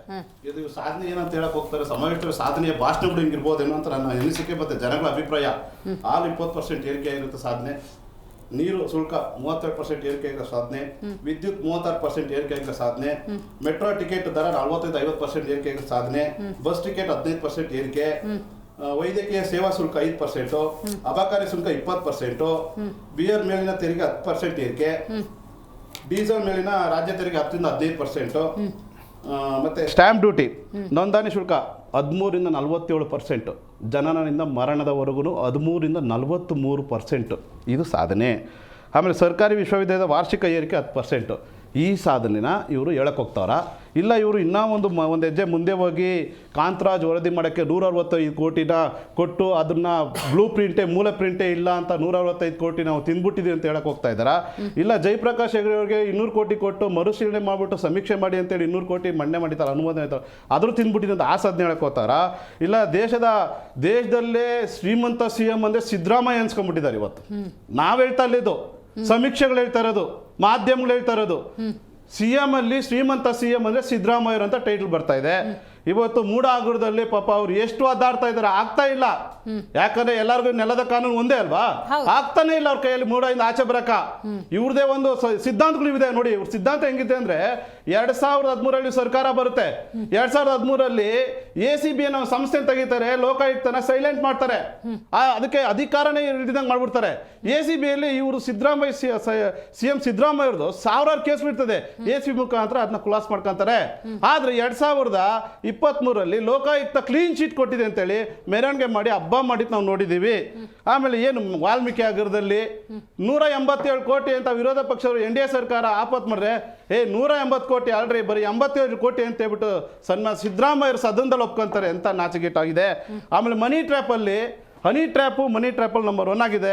ಹನಿ ಟ್ರ್ಯಾಪಲ್ಲಿ ಹೇಳ್ತಾರೆ, ನೊಂದ ಹನಿ ಟ್ರ್ಯಾಪ್ ಶಾಸಕರಿಗೆ ನಾನಿದ್ದೀನಿ, ಸರ್ಕಾರ ಬಲ ಕೊಡುತ್ತೆ, ಧೈರ್ಯ ಕೊಡುತ್ತೆ ಅಂತ ಹೇಳಿ ಅದನ್ನು ಓಪನ್ ಸ್ಟೇಟ್ಮೆಂಟ್ ಕೊಡ್ತಾರೆ. ಇವತ್ತು ಹನಿ ಟ್ರ್ಯಾಪ್ ಇರ್ಬೋದು, ತೆರಿಗೆ ಟ್ರ್ಯಾಪ್ ರಾಮಯ್ಯ ಆಗಿರ್ಬೋದು, ತೆರಿಗೆಗಳಲ್ಲಿ ಏನು ಹೇಳೋಂಗಿಲ್ಲ ಕೇಳೋಂಗಿಲ್ಲ, ಬೆಲೆ ಏರಿಕೆಯಲ್ಲಿ ಏನು ಮಾತಾಡೋಂಗಿಲ್ಲ, ಜನ ಸತ್ತೋಗ್ಬಿಡ್ಲಿ, ಬೆಲೆ ಏರಿಕೆ ಆಗಬೇಕು ಅಷ್ಟೇ ನಿರ್ಧಾರ ಅವ್ರದ್ದು. ಆಮೇಲೆ ಧರ್ಮಗಳ ಬಗ್ಗೆ ಏನು ಧರ್ಮಗಳಿಗೆ ಹೆಂಗೆ ಬೆಂಕಿ ಹಚ್ಬೇಕು ಅಂತ ನೋಡ್ತಾರೆ, ಜಾತಿಗಳಿಗೆ ಹೆಂಗೆ ಬೆಂಕಿ ಹಚ್ಬೇಕು ಅಂತ ನೋಡ್ತಾರೆ. ಈ ಥರ ಈ ಸರ್ಕಾರ ಸಮಾವೇಶ ಮಾಡಕ್ಕೆ ಹೋಗ್ತಾ ಇದೆ. ಒಂದು ಪ್ರಶ್ನೆ. ಎರಡನೇ ಪ್ರಶ್ನೆ ನಮ್ದೇನಂದ್ರೆ, ಇವತ್ತು ಬೆಂಗಳೂರು ಕತೆ ಏನಾಗ್ತಾ ಇದೆ ಅಂದರೆ, ಇವತ್ತು ಇಡೀ ದೇಶದಲ್ಲಿ ಬೆಂಗಳೂರು ಅಂದರೆ ಇಂಡಿಯಾ ಅಂದರೆ ಬೆಂಗಳೂರು ಅಂತ ಗುರುತಿಸ್ಕೊಂಡು ಈಗಾಗಲೇ ತುಂಬ ಇಂಟರ್ನ್ಯಾಷನಲ್ ಬೆಳೆದಿದೆ. ಫಸ್ಟ್ ಗುರುತಿಸೋದೆ ಬೆಂಗಳೂರನ್ನ. ಇವತ್ತು ಇಡೀ ಇಂಟರ್ನ್ಯಾಷನಲ್ವರೆಗೂ ಇವತ್ತು ವಿಜೃಂಭಿಸ್ತಾ ಇದೆ ಬೆಂಗಳೂರು ಐ.ಟಿ.ಬಿ.ಟಿಯಲ್ಲಿ ಇವತ್ತು ಸಾವಿರಾರು ಕೋಟಿಗಳು ಇವತ್ತು ಟ್ಯಾಕ್ಸ್ ಬರ್ತಾ ಇದೆ. ಹೈಯೆಸ್ಟ್ ಟ್ಯಾಕ್ಸ್ ಪೇಡ್ ಬ್ಯಾಂಗ್ಳೂರ್ ಅಂತ ಹೇಳ್ತೀವಿ, ತೆರಿಗೆ ಕಟ್ಟೋದು ಬ್ಯಾಂಗ್ಳೂರ್ ಅಂತ ಹೇಳ್ತೀವಿ. ಇವತ್ತು ಅವ್ರಿಗೆ ಏನು ಮಾಡ್ತಾ ಇದ್ದೀವಿ, ನಾವು ಏನು ಕೊಟ್ಟಿದ್ದೀವಿ ಇವತ್ತು ಅವ್ರಿಗೆ? ವಾಟರ್ ಬೆಂಗಳೂರು, ಗಾರ್ಬೇಜ್ ಬೆಂಗಳೂರು, ಮತ್ತೆ ರಸ್ತೆ ಗುಂಡಿ ಬೆಂಗಳೂರು, ಇದ ಕೊಟ್ಟಿರೋದು ನಾವು ಅವ್ರಿಗೆ.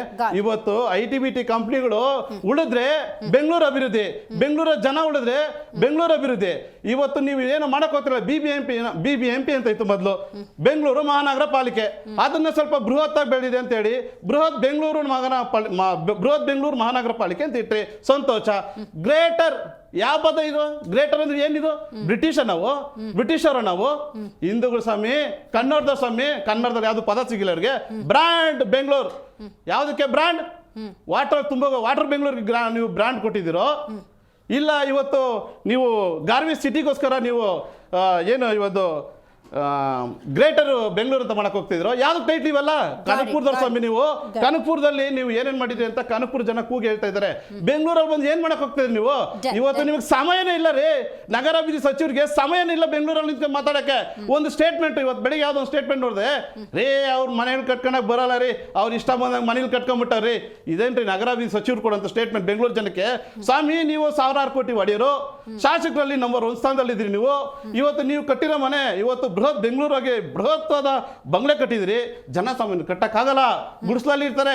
ಇವತ್ತು ಮನೆಗಳಿದೆ, ಬೀದಿಗಳಿದ್ದಾರೆ, ಬೀದಿಗಳು ಮರಗಳಲ್ಲಿ, ಫುಟ್ಪಾತ್ಗಳಲ್ಲಿ, ರೈಲ್ವೆ ಸ್ಟೇಷನ್ಗಳಲ್ಲಿ, ಬಸ್ ಸ್ಟ್ಯಾಂಡಲ್ಲಿ ಮಲಗ್ತಾರೆ. ಕಂತೇಳಿ ನೋಡಿ ಸ್ವಾಮಿ, ನೀವು ನಗರಾಭಿವೃದ್ಧಿ ಸಚಿವರು, ನಿಮ್ಗೆ ಎಲ್ಲಿದೆ ಸಮಯ ಬೆಂಗಳೂರು ಬಗ್ಗೆ ಮಾತಾಡಕ್ಕೆ? ಅತಿ ಹೆಚ್ಚು ಆದಾಯವನ್ನು ಕೊಡುವಂತಹ ಬೆಂಗಳೂರಿನ ಜನರೇ ಸಮಸ್ಯೆಯಲ್ಲಿದ್ದಾಗ ನೀವು ಸಮಾವೇಶ ಮಾಡಿ ಏನು ಮಾಡ್ತೀರಿ? ಏನು ಮಾಡೋದಕ್ಕೆ ಹೊರಟಿದ್ದೀರಿ ಅಂತ? ಸಮಾವೇಶ ಮಾಡಬಾರ್ದು. ಯಾವಾಗ ಮಾಡಬೇಕು ಅಂತಿರುತ್ತೆ, ಅಲ್ಲಲ್ಲ, ಯಾವಾಗ ಪ್ರಿಯಾರಿಟೀಸ್ ಅಂತಿರುತ್ತೆ, ಆಯ್ತಾ? ಎಲ್ಲೋ ಜನ ಸಂಕಟದಲ್ಲಿದ್ದಾಗ ಮಾಡುವಂಥದ್ದು ನನಗೆ ಅದೇನೋ ಶೋಭೆ ತರಿಸುವಂಥದ್ದಲ್ಲ. ಉದ್ದೇಶ ಇಡೀ ಸ್ವಾತಂತ್ರ್ಯ ಬಂದ ಇತಿಹಾಸದಲ್ಲಿ 1,11,111 ಜನರಿಗೆ ಅವರಿಗೆ ಓಡಿ ಕೊಡುವಂತ, ಅಂದ್ರೆ ಅವರಿಗೆ ಹಕ್ಕು ಪತ್ರಗಳನ್ನ ಕೊಡುವಂತ, ಯಾರಿಗೆ ಇವತ್ತು ಆಧಾರ ಇರಲಿಲ್ಲ ಅಥವಾ ವೋಟರ್ ಐಡಿ ಇರಲಿಲ್ಲ ಅಥವಾ ಊರಿನವ್ರಿಗೆ ಎಲ್ಲೋ ಶೆಡ್ಗಳನ್ನ ಕಟ್ಕೊಂಡಿದ್ರು, ಕಡು ಬಡವರಿಗೆ ಒಂದು ಬದುಕು ಕಟ್ಕೊಡುವಂತಹ ಕಾರ್ಯಕ್ರಮವನ್ನ ಮಾಡ್ತಾ ಇದೀವಲ್ಲ. 1,11,111 ಕುಟುಂಬಗಳಿಗೆ ಒಂದು ನಿಮಿಷ ಪ್ಲೀಸ್ ಮಾಡ್ತಾ ಇದೀವಲ್ಲ, ಇದು ಒಳ್ಳೆ ಉದ್ದೇಶನೇ. ಕಾಕತಾಳೀಯ ಪ್ರಾಕೃತಿಕ ವಿಕೋಪ ಮಳೆ ಆಗಿದೆ. ನಾವೇನು ಅನ್ಕೊಳ್ತೀವಿ ಅದಕ್ಕಿಂತ ಮೀರಿದ ಮಳೆ ಆಗಿರ್ತಕ್ಕಂಥದ್ದು. ಈಗಷ್ಟೇ ಮಳೆಗಾಲ ಪ್ರಾರಂಭ ಆಗಿರ್ತಕ್ಕಂಥದ್ದು. ನಗರಾಭಿವೃದ್ಧಿ ಸಚಿವರು ಅವರು ಹೊಸಪೇಟೆಯಲ್ಲಿದ್ದವರು ಅವರ ಕಾರ್ಯಕ್ರಮವನ್ನು ಮೊಟಕುಗೊಳಿಸಿ ಬೆಂಗಳೂರು BBMPನಲ್ಲಿ ಕೂತ್ಕೊಂಡು ಇವತ್ತು ಮುಖ್ಯಮಂತ್ರಿಗಳ ಜೊತೆ ಅವರು ಮತ್ತೆ ಜಾರ್ಜ್ ಸಾಹೇಬರು ಒಟ್ಟಿಗೆ ಕೂತ್ಕೊಂಡು BBMP ಅಧಿಕಾರಿಗಳ ಜೊತೆ ಚರ್ಚೆ ಮಾಡ್ತಾ ಇದ್ದಾರೆ. ಮತ್ತೆ ಬೆಂಗಳೂರಿನಲ್ಲಿ ಯಾವ ರೀತಿ, ಯಾಕೆಂತಂದ್ರೆ it is not planned city, ಬೆಳೀತಾ ಹೋಗಿ ತನ್ನಷ್ಟು ತಾನು ನಗರ ಬೆಳೀತಾ ಹೋಗ್ತಾ ಇದೆ. ಆದ್ರೆ ನಾವು ಹಲವು ಯೋಜನೆಗಳನ್ನು ಸಮೇತ ಬೆಂಗಳೂರಿಗೆ ಇಟ್ಕೊಂಡಿದ್ದೀವಿ. ಉದಾಹರಣೆ ಮೇಡಮ್, ಈಗ BJP ಅವರು ಮಾತಾಡ್ಬೋದು, JDS ಅವರು ಮಾತಾಡ್ಬೋದು. ಬೆಂಗಳೂರು ಕೆರೆಕಟ್ಟೆ ಅಭಿವೃದ್ಧಿಗೆ 3,000 ಕೋಟಿ ಕೊಡ್ತೀವಿ ಎಂದಿದ್ರು, ಕೊಟ್ಟಿದ್ದಾರೆ. ಇವತ್ತಿನ ತನಕ ಬಜೆಟ್ ಅಲ್ಲಿ ಅನೌನ್ಸ್ ಆಗಿದ್ದಲ್ವಾ, ಪೆರಿಪಲ್ ರಿಂಗ್ ರೋಡ್ಗೆ 3,000 ಕೋಟಿ ಕೊಡ್ತೀವಿ. ನಾನು ಬೆಂಗಳೂರು ಮಾತ್ರ ಹೇಳ್ತಾ ಇರ್ತಕ್ಕಂಥದ್ದು, ಕೊಟ್ಟಿದ್ದಾರಾ? ಇಲ್ಲ. ಆದ್ರೂ ಸಮೇತ ನಾವು ಒಟ್ಟು 1,50,000 ಕೋಟಿ ರೂಪಾಯಿ ವೆಚ್ಚದಲ್ಲಿ ಬೆಂಗಳೂರು ಮೂಲ ಸೌಕರ್ಯಗಳಿಗೆ ಹಣವನ್ನು ಮೀಸಲಿಟ್ಟು 14 ಮೇಲ್ಸೇತುವೆಗಳು, ಸುರಂಗ ಮಾರ್ಗಗಳು, ಯಾಕೆಂದ್ರೆ ನಾವು ಒಂದು ಮೆಟ್ರೋನು ಸಮೇತ 174 ಕಿಲೋಮೀಟರ್ ಹೆಚ್ಚಿಸಬೇಕು ಅಂತಾನೂ ಪ್ಲಾನ್ ಮಾಡಿದ್ದೀವಿ. ಜೊತೆಗೆ ಕಸ ವಿಲೇವಾರಿದು ಸಮೇತ ಆ ತ್ಯಾಜ್ಯ ಘಟಕಗಳಿಗೆ ಖುದ್ದು ನಗರಾಭಿವೃದ್ಧಿ ಸಚಿವರು ಹೋಗಿ ವೀಕ್ಷಣೆ ಮಾಡಿ ಅದಕ್ಕೇನು ಕಾಯಕಲ್ಪಗಳನ್ನ ಮಾಡಬೇಕಂತ, ಬೇರೆ ನಗರಗಳಿಗೆ ಹೋದಾಗ ಅಲ್ಲಿ ಯಾವ ರೀತಿ ಕಸ ವಿಲೇವಾರಿಗಳಾಗ್ತಾ ಇದೆ, ಅದರಿಂದ ಯಾವ ರೀತಿ ಪವರ್ ಜನರೇಟ್ ಆಗ್ತಾ ಇದೆ, ಪ್ರತಿಯೊಂದನ್ನು ವೀಕ್ಷಣೆ ಮಾಡಿ ಅದಕ್ಕೆ ಬೇಕಾದಂಥ ಕಾರ್ಯಕ್ರಮಗಳು ಬೆಂಗಳೂರಿನಲ್ಲಿ ನಡೀತಾ ಇರತಕ್ಕಂಥದ್ದು. ಮಳೆ ಹೆಚ್ಚಾಗಿದೆ, ಸಾರ್ವಜನಿಕರು ಇದೆ ಅಂದ್ರೆ ಇದು ಈಗ ಕಾಂಗ್ರೆಸ್ ಗೌರ್ಮೆಂಟ್ ಬಂತು, ಈಗ ಮಳೆ ಬಂತು ಅಂತಲ್ಲ. ಕಡೆ ಪಕ್ಷ ದೊಡ್ಡ ಮ್ಯಾಂಡೇಟ್ ಇದೆ. ಇಂತಹ ಮ್ಯಾಂಡೇಟ್ ಇದ್ದ ಸಂದರ್ಭದಲ್ಲಿ ಒಂದು ಭರವಸೆ ಅನ್ನೋದಿರುತ್ತೆ. ಅದು ಸಿದ್ದರಾಮಯ್ಯನವರೇ ಆಗಲಿ ಅಥವಾ ಬೆಂಗಳೂರು ನಗರಾಭಿವೃದ್ಧಿ ಸಚಿವರು ಡಿ ಕೆ ಶಿವಕುಮಾರ್ ಅವರಾಗಲಿ, ನಮಗೊಂದು ಶಾಶ್ವತ ಪರಿಹಾರ ಸಿಕ್ಬೋದೇನೋ ಅನ್ನೋ ನಿರೀಕ್ಷೆ ಇರುತ್ತೆ. ಅದು ಈ ಸತಿನೂ ಹುಸಿ ಆಗುತ್ತೆ. 2 ವರ್ಷ ಆಗಿದೆ ಮೇಡಮ್ ನಾವು ಅಧಿಕಾರಕ್ಕೆ ಬಂದು. ಸೊ ಇವಾಗ ಒಟ್ಟು 160 ಕಿಲೋಮೀಟರ್ ವೈಟ್ ಟ್ಯಾಪಿಂಗ್ ಸಮೇತ ನಾವು ಮಾಡ್ತಾ ಇದೀವಿ. ರಸ್ತೆಗಳು ಗುಂಡಿ 6000 ಗುಂಡಿ ಮುಚ್ಚುವಂತ ಕೆಲಸ ಮಾಡಿದ್ವಿ. ಒಂದ್ ನಿಮಿಷ ರೀ ಮಾಡಿದ್ರೆ ಈ ತರ ಮಾತನಾಡ್ಬೇಕು ನಾನು ಕೇಳಿದ್ದೀನಿ. ಅನೇಕ ಟೀಕೆ ಮಾಡಿದ್ದಾರೆ, ಉತ್ತರ ಕೊಡೋ ಸಮಯ ಕೇಳಿ ಸ್ವಲ್ಪ. ಸೊ ಹಾಗೆಯೇ ಬೆಂಗಳೂರು ನಗರದಲ್ಲಿ ಸಿಲ್ಕ್ ಬೋರ್ಡು ಮತ್ತು ಹೊಸೂರು ಸುರಂಗ ಮಾರ್ಗಕ್ಕೆ 12,690 ಕೋಟಿ ರೂಪಾಯಿ ಮೀಸಲನ್ನು ಇಟ್ಟಿರ್ತಕ್ಕಂಥದ್ದು. ಜೊತೆಗೆ ಕೆಲಸ ಮಾಡ್ತಿದ್ದಾವೆ, ಆಗ್ತಾ ಇದೆ ವೈಟ್ ಟ್ಯಾಪಿಂಗ್ ಕಾರ್ಯನೂ ಆಗ್ತಾ ಇದೆ. ಪ್ರತಿಯೊಂದು ಬೆಂಗಳೂರು ನಗರದ ಕೆಲಸ ಕಾರ್ಯಗಳು ಆಗ್ತಾ ಇದೆ. ಡೀಟೇಲ್ ನಾನು ಅದ್ರ ಬಗ್ಗೆ ಮಾತಾಡ್ತೀನಿ ನಿಮ್ಮ ಜೊತೆ ದರ್ಶನ್ ಅವರೇ. ಇದೀಗ BBMP ವಾರ್ ರೂಮ್ಗೆ ಮುಖ್ಯಮಂತ್ರಿ ಸಿದ್ದರಾಮಯ್ಯನವರು ಭೇಟಿ ಕೊಟ್ಟು ಮಾತಾಡ್ತಿದ್ದಾರೆ, ಬನ್ನಿ ಕೇಳೋಣ.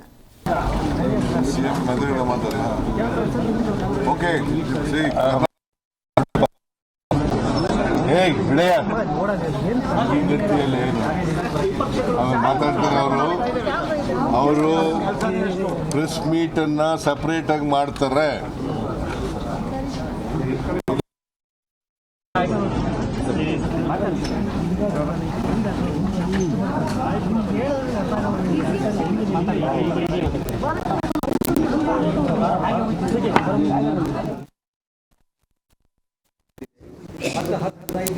ಕಡಿಮೆ ಆಗಿ ಈಸ್ಟ್ ವೆಸ್ಟ್ ಸೌತ್ ಮಹಾದೇವಪುರ ಎಲ್ಲ ಕಡೆ ಹೀಗಾಗಿ ಏನಾಗಿದೆ ಸರ್, ನಮ್ಮ ನಾರ್ತ್ ಸರ್ ಇದು ನಮ್ಮ ರೈಲ್ಗೆ ಒಂದು ಈಗ ಇದೆ ಸರ್. ಬಟ್ ನಿನ್ನೆ ರಾತ್ರಿ ಸರ್ ನಮ್ಮ ಒಡ್ಡರಪಳ್ಯ ಏನಿದೆ ಸರ್, ಈಗ ಏನಾಗ್ತದೆ ಹೆಬ್ಬಾಳದಲ್ಲಿ ಸರ್ ಆಲ್ ನಾಗವಾರ 7 ಕಡೆಯಿಂದ ಗೆದ್ದಲಹಳ್ಳಿಗೆ ಹೋಗ್ತದೆ. ಅಲ್ಲಿ ಒಂದು ನಮ್ಮದು ರೈಲ್ವೆ ಲೈನ್ ಇದೆ. ರೈಲ್ವೆ ಲೈನ್ ಕೆಳಗಡೆಗೆ ಅಗತ್ಯ ಕ್ರಮಗಳು ಏನೇನು ತಗೋಬೇಕು ಅದನ್ನು ತಗೋತೀವಿ ಅಂತ ಮುಖ್ಯಮಂತ್ರಿ ಸಿದ್ದರಾಮಯ್ಯನವರು ಬೆಂಗಳೂರು ನಗರಾಭಿವೃದ್ಧಿ ಸಚಿವರು ಡಿ ಕೆ ಶಿವಕುಮಾರ್ ಅವರು ಹೇಳ್ತಾರೆ. ಆದರೆ ಪ್ರಯೋಜನಕ್ಕೆ ಬರಬೇಕಲ್ಲ. ಯಾಕಂದರೆ ಹಸುವಾದಾಗ ಊಟ ಕೊಡಬೇಕು, ಬಾಯಾರಿಕೆ ಆದಾಗ ನೀರು ಕೊಡಬೇಕು. ಕಳೆದ ಹಲವಾರು ವರ್ಷಗಳಿಂದ ಇದೇ ಸಮಸ್ಯೆನ ಜನ ಎದುರಿಸ್ತಿದ್ದಾರೆ. ಅದಕ್ಕೊಂದು ಸೂಕ್ತ ರೀತಿಯ ಪರಿಹಾರ ಇಲ್ಲ ಅನ್ನೋದಾದರೆ, ನಾನು ಆಗಲೇ ಹೇಳ್ತಾ ಇದ್ದೆ, ಕಷ್ಟಪಟ್ಟು ಇಷ್ಟಪಟ್ಟು ತಮ್ಮನೆಗೊಂದು ಇರಲಿ ಅಂತೇಳಿ ಸೋಫಾನೋ ಫ್ರಿಜ್ಜು ವಾಷಿಂಗ್ ಮಿಷಿನೋ ತೊಗೊಂಬಂದಿರ್ತಾವೆ. ಎಲ್ಲ ಜಲಾವೃತ. ಮಕ್ಕಳು ಸ್ಕೂಲ್ಗೆ ಹೋಗಂಗಿಲ್ಲ, ಕಾಲೇಜಿಗೆ ಹೋಗಂಗಿಲ್ಲ, ಆಫೀಸ್ಗಳಿಗೆ ಜನಸಾಮಾನ್ಯರು ಹೋಗೋಕ್ಕಾಗಲ್ಲ. ನಿತ್ಯ ಬದುಕುರಿ. ಒಂದು ದಿವಸ ಆಫೀಸಿಗೆ ಹೋಗಲಿಲ್ಲ ಅಂದರೆ LOP ಮಾಡಿಬಿಡ್ತಾರೆ, ಸಂಬಳ ಕಟ್ ಮಾಡ್ತಾರೆ. ಇಂಥ ಒಂದು ದುಸ್ಥಿತಿ ಇರುತ್ತೆ. ಸುಭಿಕ್ಷವಾಗಿ ಕೊಡಬೇಕು. ನೋಡಿ, ಪ್ರತ್ಯಕ್ಷ ಹಾಗೂ ಪರೋಕ್ಷವಾಗಿ ಟ್ಯಾಕ್ಸ್ ಕಟ್ತಾ ಇದ್ದಾನೆ ಪ್ರತಿಯೊಬ್ಬ ನಾಗರಿಕ. ಅದಕ್ಕೊಂದು ನ್ಯಾಯ ಸಿಗ್ತಿಲ್ಲ ಅನ್ನುವಂಥ ಅಸಮಾಧಾನ ಅದು ಇವತ್ತು ಕಾಂಗ್ರೆಸ್ ಇದೆ ಅಂತಲ್ಲ, ಯಾವುದೇ ಸರ್ಕಾರ ಬಂದರೂ ಇದೇ ಹಣೆ ಬರ ಅನ್ನುವಂಥ ಬೇಸರ ಇದೆ. ಬೆಂಗಳೂರು ನಗರಾಭಿವೃದ್ಧಿ ಸಚಿವರಿಗೆ ಜನಸಾಮಾನ್ಯರ ಪ್ರಶ್ನೆ ಕೇಳ್ತಿರೋದು ಒಂದೇ, ನಾವು ರಗಳೆ ಸಮಸ್ಯೆಯಿಂದ ತತ್ತರಿಸಿ ಹೋಗಿದ್ದೀವಿ, ಇವಾಗ ನಿಮಗೆ ಸಮಾವೇಶ ಬೇಕಾ? ಅದು ಮುಖ್ಯನಾ? ನಾವು ಮುಖ್ಯನಾ? ಸಮಾವೇಶ ಮುಖ್ಯನಾ ಅಂತ ಕೇಳ್ತಿದ್ದಾರೆ. ನೋಡೋಣ ಹಾಗಾದರೆ ಡಿ ಕೆ ಶಿವಕುಮಾರ್ ಅವರು ಸದ್ಯ BBMP ವಾರ್ ರೂಮಲ್ಲಿದ್ದಾರೆ, ಮಾತಾಡ್ತಿದ್ದಾರೆ, ಬನ್ನಿ ಕೇಳೋಣ. So I think some of you raised about some opposition questioning it. Naturally they will do it. They will try to create more things. But we are more committed. We have sorted the problem. You just go to the earlier records at their regime. What type of problems were there? Now day by day we are improving. And almost the entire Bangalore city, we are taking up all the storm water drains. We are completing it. We have taken up more than, we are spending in a very huge way, more than 200 kilometers. No, sir, 173 kilometers. 173 kilometers. 195 is undergoing, sir, in 2000. 197 is going on. About 2,000 crores we are investing only on that. We will be completing. Some suggestions have come in some places, still we have to take it a little bit deeper. Look at it technically also, we will look at it. We are bound to it, we will look at it. And I request all the citizens of Bangalore not to be panic. We are more concerned, we know the image and we know the problems of Bangalore. We are at it. Sir, ಮಳೆ ಬಗ್ಗೆ ಸಾಕಷ್ಟು ಸಮಸ್ಯೆ ಆಗಿದೆ, ವಿಪಕ್ಷಗಳು ಆರೋಪ ಮಾಡ್ತಾ ಇದ್ದಾರೆ. ಆದ್ರೆ ಕುಮಾರಸ್ವಾಮಿ ಅವರು ಇದು ಅಂತ comment. Kumaraswamy is A frustrated man. ಅವರು ಭಾಳ ಹತಾಶರಾಗ್ಬಿಟ್ಟಿದ್ದಾರೆ ಕುಮಾರಸ್ವಾಮಿ ಇರ್ಬೋದು, ಬೇರೆ BJP ನಾಯಕರು. ನಿಮ್ಮನ್ನು ನೋಡಿ ಹತಾಶನ, ಸರ್ಕಾರ ನೋಡಿ ಹತಾಶ? ನನ್ನೂ ನೋಡಿ ಹತಾಶರು, ಸರ್ಕಾರನೂ ನೋಡಿ ಹತಾಶರು. ನಮಗೇನಪ್ಪ, ಯಾಕೆಂದ್ರೆ ನಾವು ಇಷ್ಟು ಸಾಧನೆ ಮಾಡಿದ್ದೀವಲ್ಲ, ಏನಪ್ಪ ಅವ್ರಿಗೇನು ಹೇಳ್ಕೊಳಕ್ಕಾಗ್ತಿಲ್ವ, ನಾವು ಸಾಧನೆನ ಸಮರ್ಪಣೆ ಮಾಡ್ತಾ ಇದ್ದೀವಲ್ಲ, ಅದನ್ನು ತಡ್ಕೊಳಕ್ಕಾಗಲ್ಲ. ನಂಗೆ ಸಿಕ್ಕಿಲ್ವಲ್ಲ ಇಂಥ ಚಾನ್ಸು, ನಂಗೆ ಸಿಕ್ಕಿಲ್ವಲ್ಲ, ನಾ ಜೋಕರಾಟ ಆಡೋಕ್ಕಾಗಿಲ್ವಲ್ಲ ಅಂತ ಅವರು ಪಾಪ ಬಿಜೆಪಿನವರು ಆರೋಪ ಮಾಡ್ತಾರೆ. ನೋಡಪ್ಪ, ಅದಕ್ಕೆ ಅವ್ರ ಆರೋಪಕ್ಕೆ ನಾನು ಇವತ್ತಿಲ್ಲಿ ಮಾತಾಡಲ್ಲ.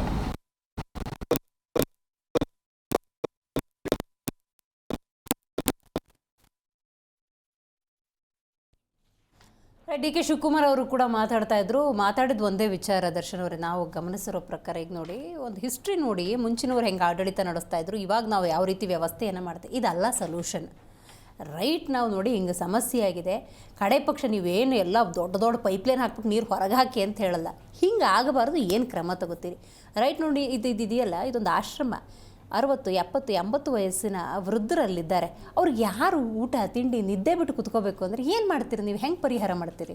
ಖಂಡಿತವಾಗ್ಲೂ BBMP ಅಲ್ಲಿಗೆ ತಲುಪುವಂಥ ಕೆಲಸ ಮಾಡ್ತದೆ, ಮತ್ತು ಅವರಿಗೆ ಬೇರೆಡೆ ಶಿಫ್ಟ್ ಮಾಡುವಂಥದ್ದು, ಅವರಿಗೆ ಊಟದ್ದು ಮತ್ತು ಔಷಧಿ ವ್ಯವಸ್ಥೆ. ಕಳೆದ ಸರಿನೂ ನಾವು ಈ ರೀತಿ ಮಾನವೀಯತೆ ಇದೆ ಮೇಡಮ್. ಪ್ರಾಕೃತಿಕ ವಿಕೋಪ ಆಗಿದೆ ಸತ್ಯ, ವಾಡಿಕೆಗಿಂತ ಹೆಚ್ಚು ಮಳೆ ಆಗಿದೆ ಅದು ಸತ್ಯ, ನೀರು ರಸ್ತೆ ಮೇಲೆ ಬಂದಿದೆ ಅದು ಸತ್ಯ, ಬಹಳ ಕಮ್ಮಿ ಅವಧಿನಲ್ಲಿ ಹೆಚ್ಚು ಮಳೆ ಬಂದಿರತಕ್ಕಂಥದ್ದು. ಹೊಸಪೇಟೆ ಪ್ರವಾಸವನ್ನು ಮೊಟಕುಗೊಳಿಸಿ ನಗರಾಭಿವೃದ್ಧಿ ಸಚಿವರು ನಾಳೆ ದೊಡ್ಡ ಕಾರ್ಯಕ್ರಮ ಇದೆ, 4-5 ಲಕ್ಷ ಜನ ಸೇರ್ತಾ ಇದ್ದಾರೆ. ಅದರಲ್ಲೂ 1,11,000 ಜನರಿಗೆ ನಾವು ಹಕ್ಕುಪತ್ರ ಕೊಡ್ತಾ ಇದ್ದೀವಿ. ಅವ್ರ ಕನಸನ್ನ ನನಸು ಮಾಡ್ತಾ ಇದ್ದೀವಿ. ಈ ಒಂದು ಬೆಂಗಳೂರು ಅಂತ ಆ ಒಂದು ಕಮಿಟ್ಮೆಂಟ್ ಇರೋದ್ರಿಂದ ಇಮಿಡಿಯೇಟ್ಲಿ ಬೆಂಗಳೂರಿಗೆ ಬಂದು ಇವಾಗ BBMPನಲ್ಲಿ ಸಭೆಗಳ ಮೇಲೆ ಸಭೆಗಳನ್ನ ಮಾಡ್ತಾ ಇದ್ದಾರೆ. ಮತ್ತೆ ನಿಮ್ಮ ಮಾಧ್ಯಮದವರಿಗೂ ಸಮೇತ ಅವರ ಪ್ರಶ್ನೆಗಳಿಗೆ ಉತ್ತರ ಕೊಡುವಂತ ಕೆಲಸನೂ ಆಗಿದೆ. ಈಗ ಸಮಾವೇಶ ಅನ್ನುವಂತ ಪ್ರಶ್ನೆ ಬಂದಿದೆ ಮೇಡಮ್. ಎಸ್ ಆಗಿದೆ, 2 ವರ್ಷ ನಾವು ಕಂಪ್ಲೀಟ್ ಮಾಡಿದ್ದೀವಿ. ಇವತ್ತೇನಾದರೂ ಯುದ್ಧದ ಸನ್ನಿವೇಶಗಳು ಮುಂದುವರೆದಿದ್ರೆ ಖಂಡಿತವಾಗ್ಲೂ ನಾವು ಸಮಾವೇಶವನ್ನು ಮಾಡ್ತಾ ಇರಲಿಲ್ಲ. ಆದರೆ ಅದು ಏನು ಯುದ್ಧವನ್ನು ಅವರು ವಿರಾಮ ಕೊಟ್ಟಿದ್ದಾರೆ. ಸೊ ಹಾಗಾಗಿ ನಾವೇನು ಮೊದಲೇ ಅಂದುಕೊಂಡಿದ್ವಿ ಆ ಪ್ರಕಾರ ಇವತ್ತು ಸಮಾವೇಶವನ್ನು ಮಾಡ್ತಾ ಇದ್ದೀವಿ. ನೋಡಿ, ಎಲ್ಲ ತಯಾರಿ ಆಗಿದೆ. ಎಸ್, ನೀವೇನು ಮಾಡಿದ್ದೀರಿ, ನೀವ್ಯಾಕೆ ಸಮಾವೇಶ ಮಾಡ್ತೀರಿ ಅಂತಂದ್ರೆ, ಮೊದಲನೇದು ಇಡೀ ವಿಶ್ವಸಂಸ್ಥೆ ಮೆಚ್ಚಿರ್ತಕ್ಕಂಥ ಪಂಚ ಗ್ಯಾರಂಟಿಗಳು. ಯಾವ ಗ್ಯಾರಂಟಿಯನ್ನ ಇವತ್ತು ಮಳೆ ಬಂದರೂ ರಾಜಕೀಯ, ಗ್ಯಾರಂಟಿಗೂ ರಾಜಕೀಯ ಆಗಿತ್ತು. ಇವತ್ತು ನರೇಂದ್ರ ಮೋದಿ ಅವರೇ ನಮ್ಮ ಗ್ಯಾರಂಟಿಯನ್ನು ಕಾಪಿ ಮಾಡಿರ್ತಕ್ಕಂಥದ್ದು, ಆಂಧ್ರ ಪ್ರದೇಶದವರು ನಮ್ಮ ಗ್ಯಾರಂಟಿ ಕಾಪಿ ಮಾಡಿರ್ತಕ್ಕಂಥದ್ದು, ಮಹಾರಾಷ್ಟ್ರದವರು ವಿನಃ ನಮ್ಮ ಗ್ಯಾರಂಟಿಯನ್ನು ಕಾಪಿ ಮಾಡಿರ್ತಕ್ಕಂಥದ್ದು. ಅದೇ ಇತಿಹಾಸ ಇಡೀ ಕರ್ನಾಟಕದಲ್ಲಿ ನಾವೇನು ನೋಡ್ತಿದ್ವಿ. ನೀವೆಲ್ಲಿಂದ ಕಾಪಿ ಮಾಡಿದ್ದು ಕೇಳ್ತಾರೆ AP ಅವರು. ಮೇಡಮ್ ಸಿ, ನಮ್ಮ ಕೆಲವೊಂದು ಯಾಕೆಂದ್ರೆ ವಿ ಅಶ್ಯೂರ್ಡ್ ಆಯ್ತು, ಅನ್ನಭಾಗ್ಯ ಯೋಜನೆ AAP-ಗಿಂತ ಮೊದಲೇನೆ ನಾವು ಆಹಾರ ಭದ್ರತಾ ಕಾಯ್ದೆ ತಗೊಂಡಿದ್ವಲ್ಲ, ಯಾಕೆ ಅವ್ರು ಕಾಪಿ ಮಾಡಿ? ಇದೆಲ್ಲ ನಾವು ಪೊಲಿಟಿಕ್ಸ್ ಮಾಡೋದಕ್ಕೆ ಹೋಗಲ್ಲ. 5 ಗ್ಯಾರಂಟಿ ಕೊಟ್ಟಿದ್ವಿ, ಅದು ಜನಸಾಮಾನ್ಯರಿಗೆ ಉಪಯೋಗ ಆಗ್ತಾ ಇದೆ. ಒಂದು, ತುಮಕೂರಲ್ಲಿ 1,250 ಕೋಟಿ ರೂಪಾಯಿ ಶಂಕುಸ್ಥಾಪನೆ ಆಗಿರ್ತಕ್ಕಂಥ ಕಾಮಗಾರಿಗಳು ನಡೀತಾ ಇದೆ. ಸಂಡೂರಲ್ಲಿ 1,200 ಕೋಟಿ ರೂಪಾಯಿ, ಚನ್ನಪಟ್ಟಣದಲ್ಲಿ 300 ಕೋಟಿ ರೂಪಾಯಿ, KSRTC ಒಟ್ಟು 5,800 ಹೊಸ ಬಸ್ಗಳ ಖರೀದಿ ಆಗಿದೆ. ಸರ್ ಒಂದ್ ನಿಮಿಷ ಬಿಹೇವಿಯರ್ ಇಟ್ಕೊಳ್ಳಿ, ಸ್ವಲ್ಪ ನೀವು ಮಾತಾಡ್ಬೇಕಾದ್ರೆ ನಾನು ಕೇಳಿದ್ದೀನಿ ಪ್ಲೀಸ್. ಅಲ್ಲ ಐ ಅಗ್ರಿ. ನಿಮ್ ಸ್ಟ್ಯಾಟಿಸ್ಟಿಕ್ಸ್ ನಂಗೆ ಬಹಳ ಖುಷಿ ಆಗುತ್ತೆ ಕೇಳಬೇಕಾದ್ರೆ. ಪ್ರಾಕ್ಟಿಕಲಿ ನೋಡಿ, ಕಳೆದ 2 ವರ್ಷದಲ್ಲಿ ಆಶಾ ಅಂಗನವಾಡಿ ಕಾರ್ಯಕರ್ತರಿಂದ ಹಿಡಿದು ಇದೇ ಗ್ಯಾರಂಟಿ ಯೋಜನೆಗೆ ತತ್ತರಿಸಿ ಹೋದಂಥ ಆಟೋ ಕ್ಯಾಬ್ ಚಾಲಕರಿಂದ ಹಿಡಿದು ಕಾವೇರಿ ಹೋರಾಟದಿಂದ ಒಂದಲ್ಲ ಒಂದು ಹೋರಾಟಕ್ಕೆ ಇದೇ ವೇದಿಕೆಯಲ್ಲಿ ಬಹಳಷ್ಟು ಬಂದು ಬೀದಿ ಬದಿ ವ್ಯಾಪಾರಿಗಳು, ಅಗತ್ಯ ವಸ್ತುಗಳ ಬೆಲೆ ಏರಿಕೆ, ಹಾಲು ಒಕ್ಕೂಟ, ಹೈನುಗಾರಿಕೆ, ರೈತರು. ನಾನು ನಿಮ್ಮ ಪ್ರಶ್ನೆಗಳಿಗೆ ಉತ್ತರ ಕೊಡೋದಕ್ಕೆ ಬಂದಿದ್ದೀನಿ ಮೇಡಮ್. ಇವತ್ತು ನಾವು 5,800 ಹೊಸ ಬಸ್ಗಳನ್ನ ಖರೀದಿ ಮಾಡಿದ್ವಿ. HD ಕೋಟೆಗೆ 7,775 ಕೋಟಿ ರೂಪಾಯಿನೂ ಕೊಟ್ಟಿದ್ವಿ. ಕಲ್ಯಾಣ ಕರ್ನಾಟಕಕ್ಕೆ 11,700 ಕೋಟಿ ರೂಪಾಯಿ ಶಂಕುಸ್ಥಾಪನೆ, ಅಲ್ಲಿಗೂ ಅನೇಕ ಬಸ್ಗಳನ್ನ ಬಿಡುವಂತ ಕೆಲಸ ಆಗಿರ್ತಕ್ಕಂಥ. ಒಂದ್ ನಿಮಿಷ ಪ್ಲೀಸ್ ಡಿಸ್ಟರ್ಬ್ ಮಾಡಬೇಡಿ. 12,000 ಶಿಕ್ಷಕರನ್ನ ನಾವು ನೇಮಕಾತಿಯನ್ನ ಮಾಡಿರ್ತಕ್ಕಂಥದ್ದು. ಜೊತೆಗೆ 12,692 ಪೌರ ಕಾರ್ಮಿಕರಿಗೆ ಅವರ ಸಂಬಳ 15,000 16,000 ಇದ್ದಿದ್ದು ಇವತ್ತು 46,000 ತನಕ ತಲುಪೋದ್ರ ಜೊತೆಗೆ ಅವ್ರನ್ನ ಕಾಯಂ ಮಾಡುವಂತ ಕೆಲಸವನ್ನ ಮೇ 1ನೇ ತಾರೀಕು ಕಾರ್ಮಿಕರ ದಿನ ನಾವು ಮಾಡಿದ್ದೀವಿ. ಪ್ರತಿ ಶಾಸಕರಿಗೆ 10 ಕೋಟಿ ರೂಪಾಯಿ ಅನುದಾನವನ್ನು ಕೊಟ್ಟಿದ್ದೀವಿ. ಒಟ್ಟು 2,400 ಕೋಟಿ ರೂಪಾಯಿ ಹಣವನ್ನು ಅವರಿಗೆ ಕೊಟ್ಟಿರ್ತಕ್ಕಂಥದ್ದು. ಮೈಸೂರು ಕರ್ನಾಟಕಕ್ಕೆ 3,647 ಕೋಟಿ ರೂಪಾಯಿದು ಕಾಮಗಾರಿಗಳು ನಡೀತಾ ಇದೆ. ಕೊರಟಗೆರೆನಲ್ಲಿ 62 ಕೆರೆಗಳನ್ನ ತುಂಬಿಸಿರ್ತಕ್ಕಂಥದ್ದು. ಕಲಬುರಗಿನಲ್ಲಿ 315 ಬೆಡ್ಡಿನ ಹಾಸ್ಪಿಟಲ್ ಮಾಡಿದೀವಿ. ಬೆಳಗಾವಿನಲ್ಲಿ ಪಶು ವಿಶ್ವವಿದ್ಯಾಲಯ ಉದ್ಘಾಟನೆಯನ್ನು ಮಾಡಿದೀವಿ. ಎತ್ತಿನೊಳೆ ಯೋಜನೆ 23,251 ಕೋಟಿ ರೂಪಾಯಿ ಮೊದಲನೇ ಹಂತದ ನೀರಾವರಿ ಯೋಜನೆಯನ್ನು ನಾವೇ ಯಾರು ಶಂಕುಸ್ಥಾಪನೆ ಮಾಡಿದ್ವಿ, ನಾವೇ ಉದ್ಘಾಟನೆ ಮಾಡುವಂತ ಕೆಲಸ ಆಗಿದೆ. ಕಲಬುರಗಿ ಮತ್ತೆ ಬೀದರ್ಗೆ ನೀರಾವರಿ ಕುಡಿಯ ನೀರಾವರಿ ಯೋಜನೆಗೆ 7,200 ಕೋಟಿ ರೂಪಾಯಿ ಹಣವನ್ನು ಇಟ್ಟಿದ್ದೀವಿ. ಉತ್ತರ ಕರ್ನಾಟಕಕ್ಕೆ 3,740 ಕೋಟಿ ರೂಪಾಯಿ ಶಂಕುಸ್ಥಾಪನೆ ಕಾಮಗಾರಿಗಳಾಗ್ತಾ ಇದೆ. ಜೊತೆಗೆ 320 ಕಿಲೋಮೀಟರ್ ಕರಾವಳಿ ಪ್ರದೇಶ ಏನಿದೆ ಪ್ಲಾಸ್ಟಿಕ್ ಮುಕ್ತ ಮಾಡಬೇಕಂತ 800 ಕೋಟಿ ರೂಪಾಯಿ ಹಣ ಹಣವನ್ನು ಅಲ್ಲಿ ಇಟ್ಟು ಕಾರ್ಯಗಳು ಅಲ್ಲಿ ನಡೀತಾ ಬೆಂಗಳೂರಲ್ಲಿ ಮಾತ್ರ ಬಾಟಲ್ ಓಡಾಡ್ತಿದೆ. ಬೆಂಗಳೂರು 110 ಹಳ್ಳಿಗಳಿಗೆ ಒಟ್ಟು 50 ಲಕ್ಷ ಕುಟುಂಬದವರಿಗೆ 4,336 ಕೋಟಿ ರೂಪಾಯಿ ನೀರಾವರಿ ತಲುಪಿಸುವಂತ ಕೆಲಸವನ್ನು ನಾವು ಮಾಡಿದೀವಿ. ಅದು ಉದ್ಘಾಟನೆ ಸಮೇತ ಆಗಿರ್ತಕ್ಕಂಥದ್ದು ಮೇಡಮ್. ಮೇಡಮ್ ನಮ್ ಸಾಧನೆ ಕೇಳಿ ಪ್ಲೀಸ್, ನೀವು ಕೇಳಬೇಕು. ಮತ್ತೆ ಇವಾಗ ಎಲ್ಲಿ ಪುತ್ತೂರು ಮೆಡಿಕಲ್ ಕಾಲೇಜ್ ಆಗಿರ್ಬೋದು, ಜಲಸಿರಿ ಆಗಿರ್ಬೋದು ಮೇಡಮ್, ವಾದ ವಿವಾದಗಳು ಆಯ್ತು. ಕುಮಾರಸ್ವಾಮಿ ನಾವು ಮಾತಾಡೋಣ. ಕುಮಾರಸ್ವಾಮಿ ಅವರ ಒಂದು ಕಾರ್ಖಾನೆ ಹೇಳಿ, ಕುಮಾರಸ್ವಾಮಿ ಅವರ ಒಂದು ಉದ್ಘಾಟನೆ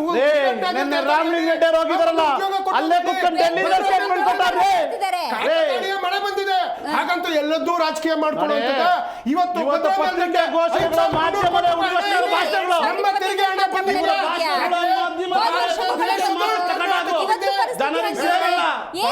ದೇಶದಲ್ಲೂ ನಮ್ಮ ತೆರಿಗೆ ಹಣ ಆಯ್ತು ಮೇಡಮ್. ಬೆಂಗಳೂರು ಕಾಮಗಾರಿ ಮಾಡೋದಕ್ಕೆ ನಮ್ಮ ಪೆರಿಪಲ್ ರಿಂಗ್ ರೋಡ್ ಅದು ಕೆರೆಕಟ್ಟೆ ಅಭಿವೃದ್ಧಿಗೆ ಹಣ ಘೋಷಣೆ ಮಾಡಿದ್ ಕೊಟ್ಟಿಲ್ಲಲ್ಲ, ಭದ್ರಾ ಮೇಲ್ದಂಡೆ ಘೋಷಣೆ ಮಾಡಿದ್ ಕೊಟ್ಟಿಲ್ಲಲ್ಲ. ನಮಗೇನು ತೆರಿಗೆ ಹಣ ಬರಬೇಕು. ನಾವು GDP ನಲ್ಲಿ ಇಡೀ ಭಾರತಕ್ಕೆ ನಂಬರ್ 1, GST ನಂಬರ್ 2. ಆದ್ರೆ ನಮ್ಗೆ ಯಾವ್ದಾದ್ರು ಯೋಜನೆ ಮಾಡ್ಬೇಕಂತಂದ್ರೆ ಹಣನೇ ಕೇಂದ್ರ ಸರ್ಕಾರ ಕೊಡ್ತಾ ಇಲ್ಲಲ್ಲ. ಕೇವಲ ಆಯ್ತು ಮೇಡಮ್, ಇವತ್ತು ನಾವು ಸಾಧನೆ ಸಮಾವೇಶ ಮಾಡ್ತೀವಿ, ಸಾಧನೆ ಬಗ್ಗೆ ಮಾತಾಡ್ತೀವಿ. ನರೇಂದ್ರ ಮೋದಿ 11 ವರ್ಷ ಆಯ್ತು, ಒಂದು ಶಂಕುಸ್ಥಾಪನೆ ಕರ್ನಾಟಕದಲ್ಲಿ, ಒಂದು ಉದ್ಘಾಟನೆ ಕರ್ನಾಟಕದಲ್ಲಿ, ಒಂದ್ ಯಾವ್ದಾದ್ರು ಏಮ್ಸು, ಒಂದೇ IIT ಆಗಿರ್ಬೋದು, ಒಂದ್ ಯಾವ್ದಾದ್ರು ಡ್ಯಾಮ್ಗಳಾಗಿರ್ಬೋದು, ರೈಲ್ವೆ ಯೋಜನೆಗಳೆಲ್ಲ ಹಾಗೆ ಬಿದ್ದಿದೆ. ನಾವ್ ಯಾಕೆ ಪ್ರಶ್ನೆ ಮಾಡಬಾರ್ದು? ನಾವು 4,50,000 ತೆರಿಗೆ ಕಟ್ತೀವಿ, ನಮಗೆ ಒಂದು ಲೋಟ ನೀರು ಬಕ್ಸೆ ನೀರಷ್ಟು ಕೊಡ್ತಾ ಇಲ್ಲ, ನಾವು ಬಿಂದಿಗೆಷ್ಟು ನೀರು ಕೊಡ್ತಾ ಇದೀವಿ ಅವರಿಗೆ. ಇವತ್ತು ಬೆಂಗಳೂರಿನ ಜನರು ಕಳವಳಗೊಳ್ಳುವಂತ ಅನಿವಾರ್ಯತೆ ಇಲ್ಲ. ಮಳೆ ಬಂದಿದೆ, ಸರ್ಕಾರ ಖಂಡಿತವಾಗ್ಲೂ ನಿಮ್ ಜೊತೆ ನಿಲ್ತದೆ, BBMP ಖಂಡಿತವಾಗ್ಲೂ ನಿಮ್ ಜೊತೆ ನಿಲ್ತದೆ. ನಿಮಗೆ ಏನಾದ್ರೂ ಅದಕ್ಕೆ ಉಳ್ಕೊಳ್ಳುವಂತ ವ್ಯವಸ್ಥೆ ಆಗಿರ್ಬೋದು, ಊಟದ ವ್ಯವಸ್ಥೆ ಆಗಿರ್ಬೋದು, ಔಷಧಿ ವ್ಯವಸ್ಥೆ ಆಗಿರ್ಬೋದು, ಖಂಡಿತ BBMP ಮತ್ತೆ ನಗರಾಭಿವೃದ್ಧಿ ಸಚಿವರು ಮಾಡೇ ಮಾಡ್ತಾರೆ. ನಮಗೆ ಮಾನವೀಯತೆ ಇದೆ ಮೇಡಮ್. ಆದ್ರೆ ಈ ಸಮಾವೇಶ ಏನು ಮೊದಲೇ ನಿರ್ಧಾರ ಆಗಿತ್ತು ಆ ಪ್ರಕಾರ ನಡೀತಾ ಇರ್ತಕ್ಕಂಥದ್ದು. ಅಲ್ಲೊಂದು ಉತ್ತಮವಾದಂತಹ ಕಾರ್ಯಕ್ರಮವನ್ನು ಇಟ್ಕೊಂಡಿದ್ದೀವಿ, ಒಂದು ಐತಿಹಾಸಿಕ ಕಾರ್ಯಕ್ರಮ ಇಟ್ಕೊಂಡಿದ್ದೀವಿ. ಸೊ ಹಾಗಾಗಿ ಕಾರ್ಯಕ್ರಮ ತನ್ನಷ್ಟಕ್ಕೆ ತಾನು ನಡೀತದೆ. ಆದ್ರೆ ಇಲ್ಲಿ ಬೆಂಗಳೂರಿನಲ್ಲಿ ಈ ಸಮಸ್ಯೆಗಳನ್ನ ನಿಭಾಯಿಸುವಂತದ್ದು ಕಾಂಗ್ರೆಸ್ ಮಾಡೇ ಮಾಡ್ತದೆ ಮೇಡಮ್. ನಾಗರಾಜ್ ಸರ್, ಸಾಲು ಸಾಧನೆಯವರು ದರ್ಶನ್ ಹೇಳಿದ್ದನ್ನ ನೀವು ಗಮನಿಸಿದ್ರಿ. ಇಷ್ಟೆಲ್ಲ ಸಾಧನೆ ಮಾಡಿದವರು ಒಂದು ಸಮಾವೇಶ ಮಾಡಬಾರ್ದಾ ಅನ್ನೋದು ಒಂದು ಪ್ರಶ್ನೆ. ಎರಡನೇದಾಗಿ, ನೀವು ಅದು ಯಾವ ನೈತಿಕತೆ ಇಟ್ಕೊಂಡು ಕಾಂಗ್ರೆಸ್ನವ್ರಿಗೆ ಪ್ರಶ್ನೆ ಮಾಡ್ತೀರಿ ಅನ್ನೋದು ಕಾಂಗ್ರೆಸ್ ವಕ್ತಾರರ ಪ್ರಶ್ನೆ. ಮೇಡಮ್, ಅಭಿವೃದ್ಧಿಗೆ ಹಣ ಇಲ್ಲ ಅಂತ ಹೇಳಿ ಉಪಮುಖ್ಯಮಂತ್ರಿಗಳಾದಂತ DK ಶಿವಕುಮಾರ್ ಅವರು ಹೇಳಿದ್ದಾರೆ. ನಿಮ್ಮ ಸಾಧನಾ ಸಮಾವೇಶಕ್ಕೆ ಹಣ ಇದೆಯೋ ಅನ್ನುವಂತ ಮಾತನ್ನ ಕೇಳ್ತಾ ಇದ್ದೀನಿ. ನೋಡ್ರಿ, ಹಾಲು, ನೀರು, ವಿದ್ಯುತ್, ಡೀಸೆಲ್ ತೆರಿಗೆ, ಗೊಬ್ಬರ, ಬೀಜ ಇವುಗಳ ಎಲ್ಲವುಗಳ ಬೆಲೆಯನ್ನ ನೀವು ಹೆಚ್ಚು ಮಾಡಿದಿರಿ. ಇವತ್ತು ನೀವು ಗ್ಯಾರಂಟಿ ಕೊಟ್ಟಿದ್ದೀರಿ ಅಂತ ನೀವು ತಿಳ್ಕೊಳ್ಳುವ. ಆದ್ರೆ ಇವುಗಳ ಬೆಲೆಯನ್ನೆಲ್ಲ ಏನು ಹೆಚ್ಚು ಮಾಡಿರುವಂತಹ ವಸ್ತುಗಳ ಬೆಲೆಯನ್ನೆಲ್ಲ ಒಂದ್ ಕಡೆ ಪಟ್ಟಿ ಮಾಡಿಕೊಂಡು ನೀವೇನ್ ಗ್ಯಾರಂಟಿ ಕೊಟ್ಟಿದ್ದೀರ ಇವುಗಳನ್ನೆಲ್ಲವನ್ನ ಸರಿಯಾಗಿ ಲೆಕ್ಕಾಚಾರ ತೆಗೆದ್ರೆ ನೀವೇನ್ ಮಾಡ್ತೀರಿ ಅಂತ ಹೇಳಿದ್ರೆ ಎಡಗೈಲಿ ಕೊಟ್ಟು ಬಲಗೈಲಿ ಅದನ್ನ ಕಿತ್ಕೊಳ್ತಾ ಇದ್ದೀರಿ. ಬಿಜೆಪಿ ಸರ್ಕಾರದವರು ಕೊಟ್ಟಿರುವಂತ ಕಿಸಾನ್ ಸಮ್ಮಾನ ನಿಧಿಯ 4,000 ರೂಪಾಯಿಯನ್ನ ನೀವು ಕಡಿತಗೊಳಿಸಿದ್ರಿ, ಅದನ್ನ ಕೊಡ್ಲಿಲ್ಲ. 10 ತಿಂಗಳಲ್ಲಿ 692 ರೈತರು ಈ ನಮ್ಮ ರಾಜ್ಯದಲ್ಲಿ ಆತ್ಮಹತ್ಯೆ ಮಾಡಿಕೊಂಡಿದ್ದಾರೆ, ಪರಿಹಾರಕ್ಕಾಗಿ ಸಾಯ್ತಾ ಇದ್ದಾರೆ ಅಂತ ಹೇಳಿ ಒಬ್ಬರು ಸಚಿವರು ಶಿವಾನಂದ ಪಾಟೀಲ್ ಅವರು ಅಮಾನವೀಯವಾದಂತ ಹೇಳಿಕೆಯನ್ನು ಕೊಡ್ತಾ ಇದ್ದಾರೆ. ಆರೋಗ್ಯ ಇಲಾಖೆಯಲ್ಲಿ 2,600 ವೈದ್ಯರು ಮತ್ತು ಸಿಬ್ಬಂದಿಗಳ ಹುದ್ದೆ ಖಾಲಿ ಇದ್ರೂ ಸಹಿತ ಅದನ್ನ ತುಂಬುತ್ತಾ ಇಲ್ಲ. ಕರ್ನಾಟಕದಲ್ಲಿ ಜಿಹಾದಿಗಳ ಶಕ್ತಿ ಹೆಚ್ಚಾಗ್ತಾ ಇದೆ, ಕ್ರಿಮಿನಲ್ ಚಟುವಟಿಕೆಗಳು ಹೆಚ್ಚಾಗ್ತಾ ಇದ್ದಾವೆ, ಡ್ರಗ್ಸ್ ಮಾಫಿಯಾ ಮತ್ತು PFI ನ ಚಟುವಟಿಕೆಗಳು ಈ ಕರ್ನಾಟಕದಲ್ಲಿ ಹೆಚ್ಚಾಗ್ತಾ ಇದ್ದಾವೆ. ಅಂತದ್ರಲ್ಲಿ ಸನ್ಮಾನ್ಯ ನಮ್ಮ ಹೋಮ್ ಮಿನಿಸ್ಟರ್ ಅವರು ನನಗೇನೆ ಮಾಹಿತಿ ಇಲ್ಲ, ದೊಡ್ಡ ನಗರಗಳಲ್ಲಿ ಇವೆಲ್ಲ ಸಾಮಾನ್ಯ ಅನ್ನುವಂತ ಹೇಳಿಕೆಯನ್ನ ಕೊಡ್ತಾ ಇರುವುದನ್ನ ಸಹಿತ ನಾವು ಕೇಳಿದೀವಿ. ಅಂತದ್ರಲ್ಲಿ ಯಾವ ಪುರುಷಾರ್ಥವನ್ನ ನೀವು ಹೇಳ್ಕೊಳ್ಲಿಕ್ಕೆ, ಯಾವ ಒಂದು ನೀವು ಏನು ಗುಡ್ಡ ಪಲ್ಟಿ ಹೊಡಿಸಿರುವುದನ್ನ ಹೇಳ್ಕೊಳ್ಲಿಕ್ಕೆ, ಅಥವಾ ಯಾವ ಸಾಧನೆ ಮಾಡಿದಿರಿ ಅಂತ ಹೇಳಿ ನಿಮ್ಮ ಬೆನ್ನನ್ನೇ ನೀವು ತಟ್ಕೊಳ್ಲಿಕ್ಕೆ ಈ ಸಮಾವೇಶವನ್ನ ಮಾಡ್ತಾ ಇದ್ದೀರಿ. ಜನರ ಮುಂದೆ ನೀವು ನಗೆಪಾಟ್ಲಿಗೆ ಈಡಾಗ್ತಾ ಇದ್ದೀರಿ. ಈಗಾಗಲೇ ನಿಮ್ಮ ಭ್ರಷ್ಟಾಚಾರದಿಂದ ಇಡೀ ಕರ್ನಾಟಕದ ಜನ ರೋಸಿ ಹೋಗಿದ್ದಾರೆ. ವಾಲ್ಮೀಕಿ ನಿಗಮದಿಂದ 187 ಕೋಟಿ ರೂಪಾಯಿ ಅವ್ಯವಹಾರ ಆಗಿದೆ. ಸ್ಮಾರ್ಟ್ ಮೀಟರ್ ಹೆಸರಿನಲ್ಲಿ 15,568 ಕೋಟಿ ರೂಪಾಯಿ ಲೂಟಿಯಾಗಿದೆ, ಹಗರಣ ನಡೆದಿದೆ ಅನ್ನುವಂಥದ್ದು ಕೇಳಿ ಬರ್ತಾ ಇದೆ. ಪ್ರಿಯಾಂಕಾ ಖರ್ಗೆ ಸಹೋದರ ಟ್ರಸ್ಟಿಗೆ KIDB ಇಂದ ಭೂಮಿಯನ್ನ ಅಕ್ರಮವಾಗಿ ಮಂಜೂರು ಮಾಡಿದ್ದಾರೆ ಎನ್ನುವಂತಹ ಒಂದು ಆರೋಪ ನಿಮ್ಮ ಮೇಲಿದೆ. ಕಾರ್ಮಿಕ ಮಕ್ಕಳ ಪೌಷ್ಟಿಕಾಂಶದ ಕಿಟ್ಗಳ ಖರೀದಿಯಲ್ಲಿ ಸಹಿತ 75 ಕೋಟಿ ರೂಪಾಯಿಗಳು ಅವ್ಯವಹಾರ ಆಗಿದೆ ಅನ್ನುವಂಥದ್ದು ಕಂಡು ಬಂದಿದೆ. ಹಾಗಾಗಿ ಅವ್ಯವಹಾರ ಆಗಿರ್ಲಿ, SC/ST ಗಳಿಗೂ ಸಹಿತ ಅವರಿಗೆ SC, SP, TSP ಈ ನಿಧಿಯನ್ನ ಕೊಳ್ಳೆ ಹೊಡೆದು ಬೇರೆ ಉದ್ದೇಶಗಳಿಗೆ ಅದನ್ನು ನೀವು ಬಳಸ್ಕೊಂಡಿದ್ದೀರಿ ಅನ್ನುವಂತಹದ್ದು ಎಲ್ಲ ನೋಡಿದ್ರು ಸಹಿತ ಸಾಧನೆಯನ್ನ ಹೇಳ್ಕೊಳ್ಲಿಕ್ಕೆ ಏನಾದ್ರೂ ಒಂದು ಸಾಧನೆ ಇರಬೇಕು. ವಿಧಾನಸೌಧದಲ್ಲೇ ಪಾಕಿಸ್ತಾನ ಜಿಂದಾಬಾದ್ ಅಂತ ಹೇಳ್ತಾರೆ, ಅವ್ರ ಮೇಲೆ ಸರಿಯಾದಂತ ಕಾನೂನಿಲ್ಲ. ನಿಮ್ಮ ಬಜೆಟ್ ನೋಡಿದ್ರೆ ಹಲಾಲ್ ಬಜೆಟ್, ಮುಸ್ಲಿಮರಿಗೆ -4% Okay. ಸುಪ್ರೀಂ ಕೋರ್ಟಿನ ನಿಯಮ ಮೀರಿ ಜಾತಿ ಹೆಸರಿನಲ್ಲಿ ಮೀಸಲಾತಿ ಕೊಡಬಹುದನ್ನ ಧರ್ಮದ ಹೆಸರಿನಲ್ಲಿ ಕೊಡ್ಲಿಕ್ಕೆ ಸಂವಿಧಾನವನ್ನೇ ಉಲ್ಲಂಘನೆ ಮಾಡಿರುವಂತ ಪ್ರಕರಣಗಳು ನಡೀತಾ ಇದ್ದಾವೆ. ವಕ್ಫ್ ಬೋರ್ಡಿನ ಹೆಸರಿನಲ್ಲಿ ನೋಟಿಸ್ಗಳನ್ನ ಕೊಟ್ಟು ರೈತರು ಮಠಗಳ ಜಮೀನುಗಳನ್ನೆಲ್ಲ ಆಪೋಷಣೆ ತೆಗೆದುಕೊಳ್ಳಲಿಕ್ಕೆ ನೀವು ಪ್ರೋತ್ಸಾಹ ಕೊಡ್ತೀರಿ. ಪಹಲ್ಗಾಮ್ನ ಮೇಲೆ ದಾಳಿಯಾಗಿರುವಂತಹ ಸಂದರ್ಭದಲ್ಲಿ ರಾಷ್ಟ್ರೀಯ ಹಿತಾಸಕ್ತಿಯನ್ನ ಕಾಪಾಡದೆ ಉಡಾಪಿಯ ರೀತಿಯಲ್ಲಿ ಉತ್ತರವನ್ನ ಪ್ರಶ್ನೆಯನ್ನ ನೀವು ಹಾಕ್ತಾ ಇದ್ದೀರಿ. ಆದ್ದರಿಂದ ಪಾಕಿಸ್ತಾನದಲ್ಲಿ ಸಿದ್ದರಾಮಯ್ಯನವರನ್ನ ವಜೀರ್ ಎ ಆಲಂ ಅಂತ ಹೇಳಿ ಅವರನ್ನ ಬಹಳ ಗೌರವವಿಟ್ಟು ಕರೀತಾ ಇದ್ದಾರೆ. ಇವುಗಳಿಗೆಲ್ಲ ಸ್ವಲ್ಪ ಮರ್ಯಾದೆ ಇಟ್ಟು ಮಾತಾಡಿ. ಬಿಜೆಪಿ ವಕ್ತಾರ ಆಗ್ಲಿಂದ ಕೇಳ್ತಾ ಇದ್ದೀನಿ. ಈ ರಾಜ್ಯದ ಘನವೆತ್ತ ಮುಖ್ಯಮಂತ್ರಿಗಳಿದ್ದಾರೆ. ಸ್ವಲ್ಪ ನಿಮ್ಮ ಜೈಶಂಕರ್ ಅದೆಂಗೆ ಯುದ್ಧದ ಮಾಹಿತಿಯನ್ನ ಬಿಫೋರ್ ಯುದ್ಧದ ಮಾಹಿತಿಯನ್ನ ಪಾಕಿಸ್ತಾನಕ್ಕೆ ಕೊಟ್ಟರು. ನಿಮ್ಮ ಮೋದಿ ಸರ್ಕಾರ ದೇಶದ್ರೋಹಿ ಸರ್ಕಾರ ಅಲ್ವಾ? ಯಾವ್ದಾದ್ರು ಶತ್ರು ದೇಶಕ್ಕೆ ನುಗ್ಗೊಡ್ತೀವಿ ಅಂತಂದ್ರೆ ಏನಿದು ಮೊದಲೇ ಹೇಳಿಕೆ ಕೊಡ್ತಾರಲ್ಲ. ನಿಮ್ಮ ಮಧ್ಯಪ್ರದೇಶದ ಉಪಮುಖ್ಯಮಂತ್ರಿ ಏನ್ ಹೇಳಿಕೆ ಕೊಟ್ಟಿದ್ದಾರೆ? ನಿಮ್ಮ ಮಧ್ಯಪ್ರದೇಶದ ವಿಜಯ್ ಶಾ ಮಂತ್ರಿ ಏನ್ ಹೇಳಿಕೆ ಕೊಟ್ಟಿದ್ದಾರೆ? ದೇಶ ಪ್ರೇಮ ಅನ್ನೋದು ನಮ್ಮ ರಕ್ತದ ಕಣಕಣದಲ್ಲಿದೆ. ಮಾತಾಡ್ಬೇಕಾದ್ರೆ ನಾಲ್ಗೆ ಮೇಲೆ ಹಿಡ್ತಾ ಇರ್ಬೇಕು. ನಾಗೇಂದ್ರ ಅವರೇ ಗಾಟ್ ಇಟ್ ಸರ್. ಮೇಡಮ್ ಹಿಡ್ತಾ ಇದೆ. ಇವತ್ತು ಪಾಕಿಸ್ತಾನದ ಟಿವಿಗಳು ಹೇಳ್ತಾ ಇರುವುದನ್ನ ನಾನು ಹೇಳಿದ್ದೀನಿ. ಸ್ವಾಮಿ ಶತ್ರು ದೇಶಕ್ಕೆ ಯುದ್ಧ ಮಾಡಕ್ ಬರ್ತೀವಿ ಅಂತ ಹೇಳಿ ಹೋಗದೆ ಯಾವ ತರ ಇದೆಯಾ? ನಾನೇನು ಉಗ್ರಗಾಮಿಗಳೆಲ್ಲ ಅಲ್ಲಿಂದ ತಪ್ಪಿಸ್ಕೊಳ್ಳಿ ಅಂತ ಬಿಫೋರ್ ಮಾಹಿತಿ ಕೊಟ್ಟಿದ್ದಾರೆ ಅಂತಂದ್ರೆ ಯಾವ್ದು ಈ ಸರ್ಕಾರ ನಿಮ್ದು? Okay Nagaraj sir got it. Nagendra ಅವರೇ ನೋಡಿ, ಯುದ್ಧ ಆಗಿರೋದ್ ಬಗ್ಗೆ ಈ ದೇಶದ ಹೆಮ್ಮೆಯ ವೀರ ಸೈನಿಕರು ಬಂದು ಕುತ್ಕೊಂಡು ಪ್ರೆಸ್ ಮೀಟ್ ಮಾಡಿ ಅದನ್ನ ಅಂಕಿಅಂಶಗಳ ಸಮೇತ ಎಷ್ಟು ಉಗ್ರಗಳು ಸಾಯ್ತಿದೀವಿ, ಎಷ್ಟು ಏರ್ ಬೇಸ್ಗಳು ಹೊಡೆದಿದ್ದೀವಿ, ಎಷ್ಟು ಡ್ರೋನ್ಗಳು ಹೊಡೆದಿದ್ದೀವಿ, ಎಷ್ಟು ನಾವು ಡಿಫೆನ್ಸ್ ಎಕ್ವಿಪ್ಮೆಂಟ್ಸ್ ಹೊಡೆದಿದ್ದೀವಿ ಅಂತ ಈ ದೇಶದ ಹೆಮ್ಮೆಯ ವೀರ ಪುತ್ರರು ಸೈನಿಕರು ಹೇಳಿರೋ ಮಾಹಿತಿ ಪಾಪ ಇವರಿಗೆ ಗೌರವ ಇಲ್ಲ. ಪಾಪ ಅವ್ರು ಯಾರ ಕೊತ್ನೂರ್ ಮಂಜುನಾಥ್ ಅಂತೆ, ಅವು ಆ ಮನುಷ್ಯ ನಿಜವಾಗ್ಲೂ ಶಾಸಕರಾಗಿದ್ರು ನನಗೆ ಗೊತ್ತಿಲ್ಲ. ಶಾಸಕರನ್ನ ಅವ್ರಿಗೆ ಗೊತ್ತಿಲ್ಲ. ಶಾಸಕರ ನಾಚಿಕೆ ಬೇಕು. ಆ ಕ್ಷೇತ್ರದ ಜನ ಆ ಮಂಜುನಾಥ್ಗೆ ಆ ಕ್ಷೇತ್ರದ ಜನ ಇವತ್ತು ಸುಮಾರು ಆಗ್ತಾ ಇದೆ. ದೇಶದ ಸೈನಿಕರ ವಿರುದ್ಧ ಮಾತಾಡ್ತಾರೆ. ಎರಡು ಜಟ್ಗಳು ಬಂದ್ಬಿಟ್ವೆ ಆಗೋಯ್ತಾ ಅಂತ ಕೇಳ್ತಾರೆ. ಅವಿವೇಕಿ ತರ ಮಾತಾಡ್ತಾರೆ. ಆ ಶಾಸಕರು ನಿಜವಾಗ್ಲೂ ಅವಿವೇಕಿ ಆಗ್ಬೇಕು. ಅವರು ಆ ಕ್ಷೇತ್ರದ ಜನ ಅವ್ರಿಗೆ ಚಿಮಾರಿ ಆಗ್ತಾ ಇದ್ದಾರೆ. ಇವತ್ತು ನಾನು ರಾಜ್ಯ ಸರ್ಕಾರದ ಬಗ್ಗೆ ಇವಾಗ ಸಾಧನಾ ಸಮಾವೇಶದಲ್ಲಿ ಇವರು ಮಾಡಿರೋ ಸಾಧನೆಗಳು ಇವಾಗ 2023-24 85,000 ಕೋಟಿ ಇವರು ಸಾಲ ತರ್ತಾರೆ. 2024-25 1,05,000 ಕೋಟಿ ಸಾಲ ತರ್ತಾರೆ. 2025-26 1,16,000 ಕೋಟಿ ಸಾಲ ತರ್ತಾರೆ. ಯಾವ ಸಮಾವೇಶ ಮಾಡಿದಿರಿ? ಬೆಂಗಳೂರೇ ಮುಳುಗೋಗ್ತಾ ಇದೆ. ಬೆಂಗಳೂರೇ ಮುಳುಗೋಗ್ತಾ ಇದೆ. ಗ್ಯಾರಂಟಿಗಳು ವಿಫಲ ಆಗಿದ್ದಾವೆ. ಯುವ ನಿಧಿ ಸತ್ತಾಗಿದೆ. ಯುವ ನಿಧಿಗೆ ಉದ್ಯೋಗಗಳಿಲ್ಲ. ಯುವ ನಿಧಿಗಳಿಗೆ ಉದ್ಯೋಗ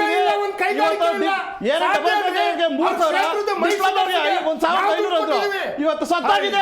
ಯುವ ನಿಧಿಗೆ ನೋಡಾರಿಲ್ಲ. ಇವತ್ತು ಗ್ಯಾರಂಟಿಗಳಲ್ಲಿ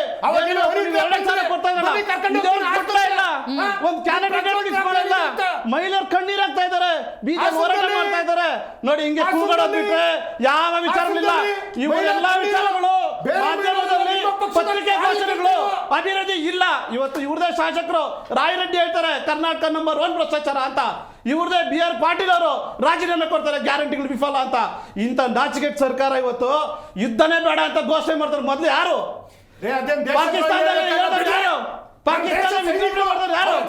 ರಾಜ್ಯದ ಮುಖ್ಯಮಂತ್ರಿ ಯುದ್ಧನೇ ಬೇಡ ಅಂತಾರೆ.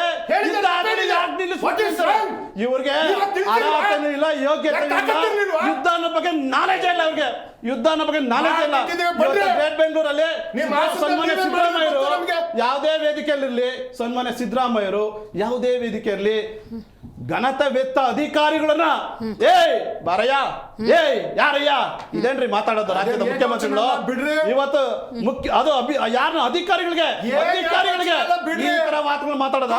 ಘನತೆವೆತ್ತ CM ಆದ್ರೆ ಒಂದು ಘನತೆವೆತ್ತ CM 5 ವರ್ಷ ಅಷ್ಟೇ ಇವ್ರ ಅಧಿಕಾರ. 5 ವರ್ಷ ಅಧಿಕಾರಿಗಳಿಗೆ 63 ವರ್ಷ ಈ ರೀತಿಯಾಗಿ ವರ್ತನೆ ಮಾಡಿದ್ರೆ ರಾಜ್ಯದ ಮುಖ್ಯಮಂತ್ರಿ ಫಸ್ಟ್ ಬೆಂಗಳೂರಿನ ನೀವು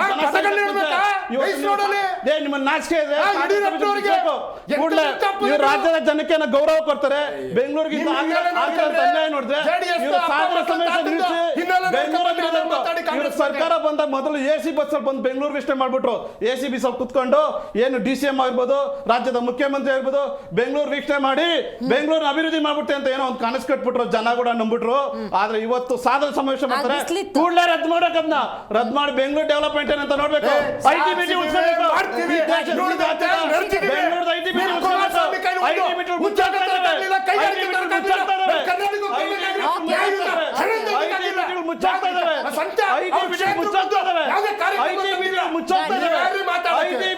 ಬೆಂಗಳೂರಿಂದ ಮುಚ್ಚಾಗ್ತಾ ಇದಾವೆ. ರಸ್ತೆ ಗುಂಡಿ ನೋಡಿ, ಈ ಒಂದು ವಾಟರ್ ಬೆಂಗಳೂರು ನೋಡಿ, ಗಾರ್ಬೇಜ್ ಸಿಟಿ ನೋಡಿ, ಮುಚ್ಚಾಗ್ತಾ ಇದಾವೆ ಅಂತ ಹೇಳಲ್ಲ. ಬಟ್ ಯಾವಾಗ ಈಗ ಯುದ್ಧದ ಸಮಯ ಒಂದಿದೆ, ಯುದ್ಧದ ಒಂದು ಅವಕಾಶಗಳಿರ್ತಕ್ಕಂಥ ಸಮಯ, ಒಂದು ಯುದ್ಧದ ವಿರಾಮ ಅಷ್ಟೇ. ಅದು ದೇಶಕ್ಕೆ ನಂತರ ಬೆಂಗಳೂರು ಮತ್ತು ಮುಂಗಾರು ಇರತಕ್ಕಂಥದ್ದು ಸಂದರ್ಭದಲ್ಲಿ ನೀವು ರೈತರಿಗೆ ಏನು ಮಾಡಬೇಕು, ಇನ್ನೊಂದು ಮತ್ತೊಂದು ಯೋಚನೆ ಮಾಡುವಂಥ ಸಂದರ್ಭ. ಆ ಸಹ ರೈತರಿಗೆ ಬೀಜ ಕೊಡಬೇಕಾ, ಬಿತ್ತನೆ ಬೀಜನ, ರಸಗೊಬ್ಬರದ ಒಂದು ಸಿಂಪಲ್ ಆಗಿ ಸಮಾವೇಶನ ವಿಧಾನಸೌಧದಲ್ಲೇ ಒಂದು ಅಂಗಳ ಇದೆ, ಅವರಿಗೆ ಎಲ್ಲ ವ್ಯವಸ್ಥೆಗಳಲ್ಲೂ ಅಲ್ಲಿದೆ. ಅಲ್ಲಿಂದ ಮಾಧ್ಯಮದಲ್ಲಿ ಬಿತ್ತರಗೊಳಿಸಬಹುದಾಗಿತ್ತು. ನಾವು ಸಾಧನೆ ಮಾಡಿದ್ದೀವಿ, ಇಷ್ಟು ಮಾಡಿದ್ವಿ ಹೇಳಿದ್ರು. 1,11,000ಕ್ಕೆ ಹಕ್ಕುಪತ್ರ ಕೊಡ್ತೀವಿ. ಸದ್ ಬೇಕಾಗಿಲ್ವಲ್ಲ,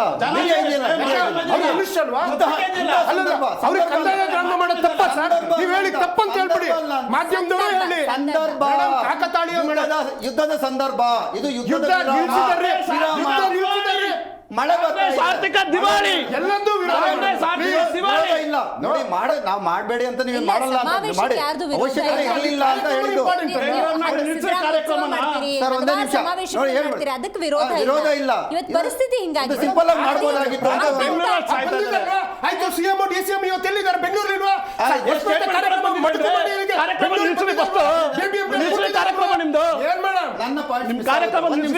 ದಯವಿಟ್ಟು ಆಯ್ತು, ಸಾಧನಾ ಸಮಾವೇಶ ನೀವು ಮಾಡ್ತಾ ಇದ್ದೀರಾ, 1,11,000 ಜನಕ್ಕೆ ಹಕ್ಕುಪತ್ರ ಕೊಡ್ತಾ ಇದ್ರೆ ಅದು ಓಕೆ, ಅದು ಒಳ್ಳೇದು, ಅದು ನಾವು ಸ್ವಾಗತ, ಎಲ್ಲಾ ಪಕ್ಷಾತೀತವಾಗಿ ಸ್ವಾಗತ ಮಾಡಬೇಕು.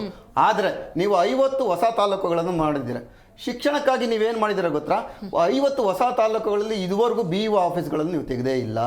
148 ಗೌರ್ಮೆಂಟ್ ಶಾಲೆಗಳನ್ನು ಇವತ್ತು ಮುಚ್ಚಿದ್ದೀರಾ, ಸರ್ಕಾರಿ ಶಾಲೆಗಳನ್ನು ಮುಚ್ಚಿದ್ದೀರಾ. ಇದು ಸಾಧನೆನಾ?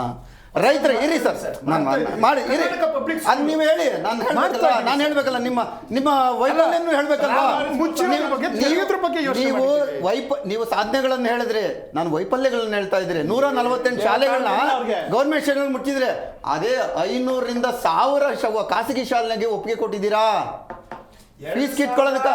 ಸರ್ ಜನಕ್ಕೆ ಹೇಳ್ತೀನಿ, ದಯವಿಟ್ಟು ಅವಕಾಶ ಕೊಡಿ, ದಯವಿಟ್ಟು ನೋಡಿ. ರೈತರಿಗೆ ರೈತರ ಖರೀದಿಗೆ 2,45,807 ಇದು ಮಾಡ್ಕೊಂಡು ನೋಂದಣಿ ಆಗಿದೆ. ಸಂಗ್ರಹ 7,35,000 ಚಿಲ್ಲರೆ ಆಗಿದೆ. ಖರೀದಿ ಎಷ್ಟು ಮಾಡಿದ್ರೆ ಗೊತ್ತಾ? 1,22,812 ಕ್ವಿಂಟಾಲ್ ಮಾತ್ರ ಖರೀದಿ ಮಾಡಿದ್ರೆ, ಉಳಿದಿದ 6 ಲಕ್ಷ ಚಿಲ್ಲರೆ ಖರೀದಿ ಮಾಡಿಲ್ಲ. ಜೋಳ 18,466 ರೈತರ ನೋಂದಣಿ. ಸಂಗ್ರಹ 13,62,000 ಸಂಗ್ರಹ, ಆದ್ರೆ 11,051 ಕ್ವಿಂಟಾಲ್ ಮಾತ್ರ ಖರೀದಿ ಮಾಡಿದ್ದಾರೆ. ಇದು ಅಂಕಿಅಂಶ.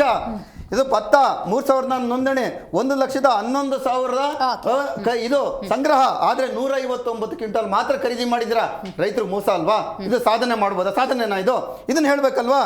ನೋಡಿ, ಆರೋಗ್ಯ ಕೇಂದ್ರಗಳು ಇವತ್ತು ದುಸ್ಥಿತಿಗಳು ಬಂದಿದ್ವೆ. ಇವತ್ತೇ ನಮ್ಮ ಕ್ಲಿನಿಕ್ ನಲ್ಲಿ ಮಾತ್ರೆ ಇದ್ರೆ ಇಂಜೆಕ್ಷನ್ ಇಲ್ಲ, ಇಂಜೆಕ್ಷನ್ ಇದ್ರೆ ಮಾತ್ರೆ ಇಲ್ಲ. ನನಗೆ ಇಂಜೆಕ್ಷನ್ ಮೆಟ್ಪ್ಲಸ್ ಅಲ್ಲಿ ತಗೊಂಡ್ಬೋಗ್ರಿ ಅಂತ ಎದುರುಗಡೆ ಅಂಗಡಿ ಇದೆ ಅಂತ ಕಳಿಸಿದ್ರು. ಇಂಥ ವ್ಯವಸ್ಥೆ ಇದೆ. ಸ್ಮಾರ್ಟ್ ಮೀಟ್ರು ಸರ್, ನೀವ್ ಹೇಳಿದೀರಾ ದಯವಿಟ್ಟು ಸ್ಮಾರ್ಟ್ ಮೀಟರ್ ಆಯ್ತು ಸರ್, ದಯವಿಟ್ಟು ಅವಕಾಶ ಕೊಡಿ. ನೋಡಿ, ಇದು ಕೊನೆ ನಿಮಿಷ, ದಯವಿಟ್ಟು ಅವಕಾಶ ಕೊಡಿ, ಜನ ಕೇಳಲಿ. ನೋಡಿ, ಸ್ಮಾರ್ಟ್ ಮೀಟರ್ 1,500 ರೂಪಾಯಿ ಸಿಗುತ್ತೆ ಅಂತ ಎಲ್ಲರಿಗೂ ಗೊತ್ತಿರತಕ್ಕಂಥದ್ದು. ನೀವು 5,000 ರೂಪಾಯಿ ಕಡ್ಡಾಯವಾಗಿ ತಗೊಂಡ್ಲೇಬೇಕು ಅಂತ ಹೇಳ್ತಾ ಇದ್ರ. ಇದು 2ನೇ 3ನೇ ಸ್ಮಾರ್ಟ್ ಮೀಟರ್ ಕೊಡ್ತಾ ಇರೋದು. ಯಾಕೆ? ಇದರಲ್ಲಿ ಹಗರಣ ಅಂತ 15,000 ಕೋಟಿ ಹಗರಣ ಅಂತ ಹೇಳ್ತಾ ಇದ್ದಾರೆ. ಮತ್ತೆ BBMP ಕಾಮಗಾರಿಗಳಲ್ಲಿ 816 ಕೋಟಿ ಹಗರಣ ಆಗಿದೆ ಅಂತ ಹೇಳ್ಬಿಟ್ಟು ಆಡಿಟ್ ವರದಿಯಿಂದ ಬಹಿರಂಗ ಆಗಿದೆ. ಇದು ನಿಮ್ಮ ಸಾಧನೆನಾ? 13 ಲಕ್ಷ ಎಕರೆಯನ್ನ ಒತ್ತುವರಿ ಆಗಿದೆ ಅಂತ ಹೇಳ್ಬಿಟ್ಟು ಕಂದಾಯದ ಆದಾಯ ಬರತಕ್ಕಂತಹ ಕಂದಾಯ ಭೂಮಿಗಳು ಒತ್ತುವರಿಯಾಗಿದೆ ಅಂತ ಬಹಿರಂಗ ಆಗಿದೆ. ಅದನ್ನು ಒತ್ತುವರಿ ತೆರವಿಗೆ ನೀವೇನಾದ್ರೂ ಕ್ರಮ ತಗೊಂಡಿದ್ದೀರಾ? ಇವತ್ತು ಬಡ್ಡಿ ಎಷ್ಟು ಕಟ್ತಾ ಇದ್ದೀರಾ ಗೊತ್ತಾ ನಿಮ್ಮ ಸಾಲಗಳಿಗೆ? 37,324 ಕೋಟಿಗಳನ್ನು ಬಡ್ಡಿ ಕಟ್ತಾ ಇದ್ದೀರಾ. ಅಸಲು 25,000 ಕೋಟಿಗಳು ಕಟ್ತಾ ಇದ್ದೀರಾ. ನೀವು ಹೇಳ್ತೀರಾ 1.5 ಲಕ್ಷ ಕೋಟಿ ನಾವು ಬೆಂಗಳೂರು ಕೊಡ್ತೀನಿ, ಎಲ್ಲಿದೆ ದುಡ್ಡು? ಸುಮ್ಮನೆ ಮೂಗಿಗೆ ತುಪ್ಪ ಸುರಿಯುವಂತ ಕೆಲಸವನ್ನು ರಾಜ್ಯ ಸರ್ಕಾರ ಮಾಡ್ತಾ ಇದೆ. ಇದರಿಂದ ಗೊತ್ತಾಗುತ್ತಾರ ಎಲ್ಲಿದೆ ನಿಮ್ಗೆ? ಹೇಳ್ತೀರಾ ನಮ್ಮ ಆದಾಯ ಇಲ್ಲ. ನೀವೇ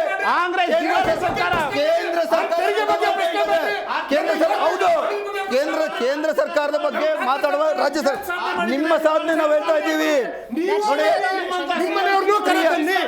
ಸ್ತ್ರೀ ದೌರ್ಜನ್ಯ 9% ಜಾಸ್ತಿ ಆಗಿದೆ. ಅದ್ರ ಬಗ್ಗೆ ಏನ್ ಕ್ರಮ? ಇದು ಸಾಧನೆ ಸಮಾವೇಶ ಮಾತಾಡೋಣ.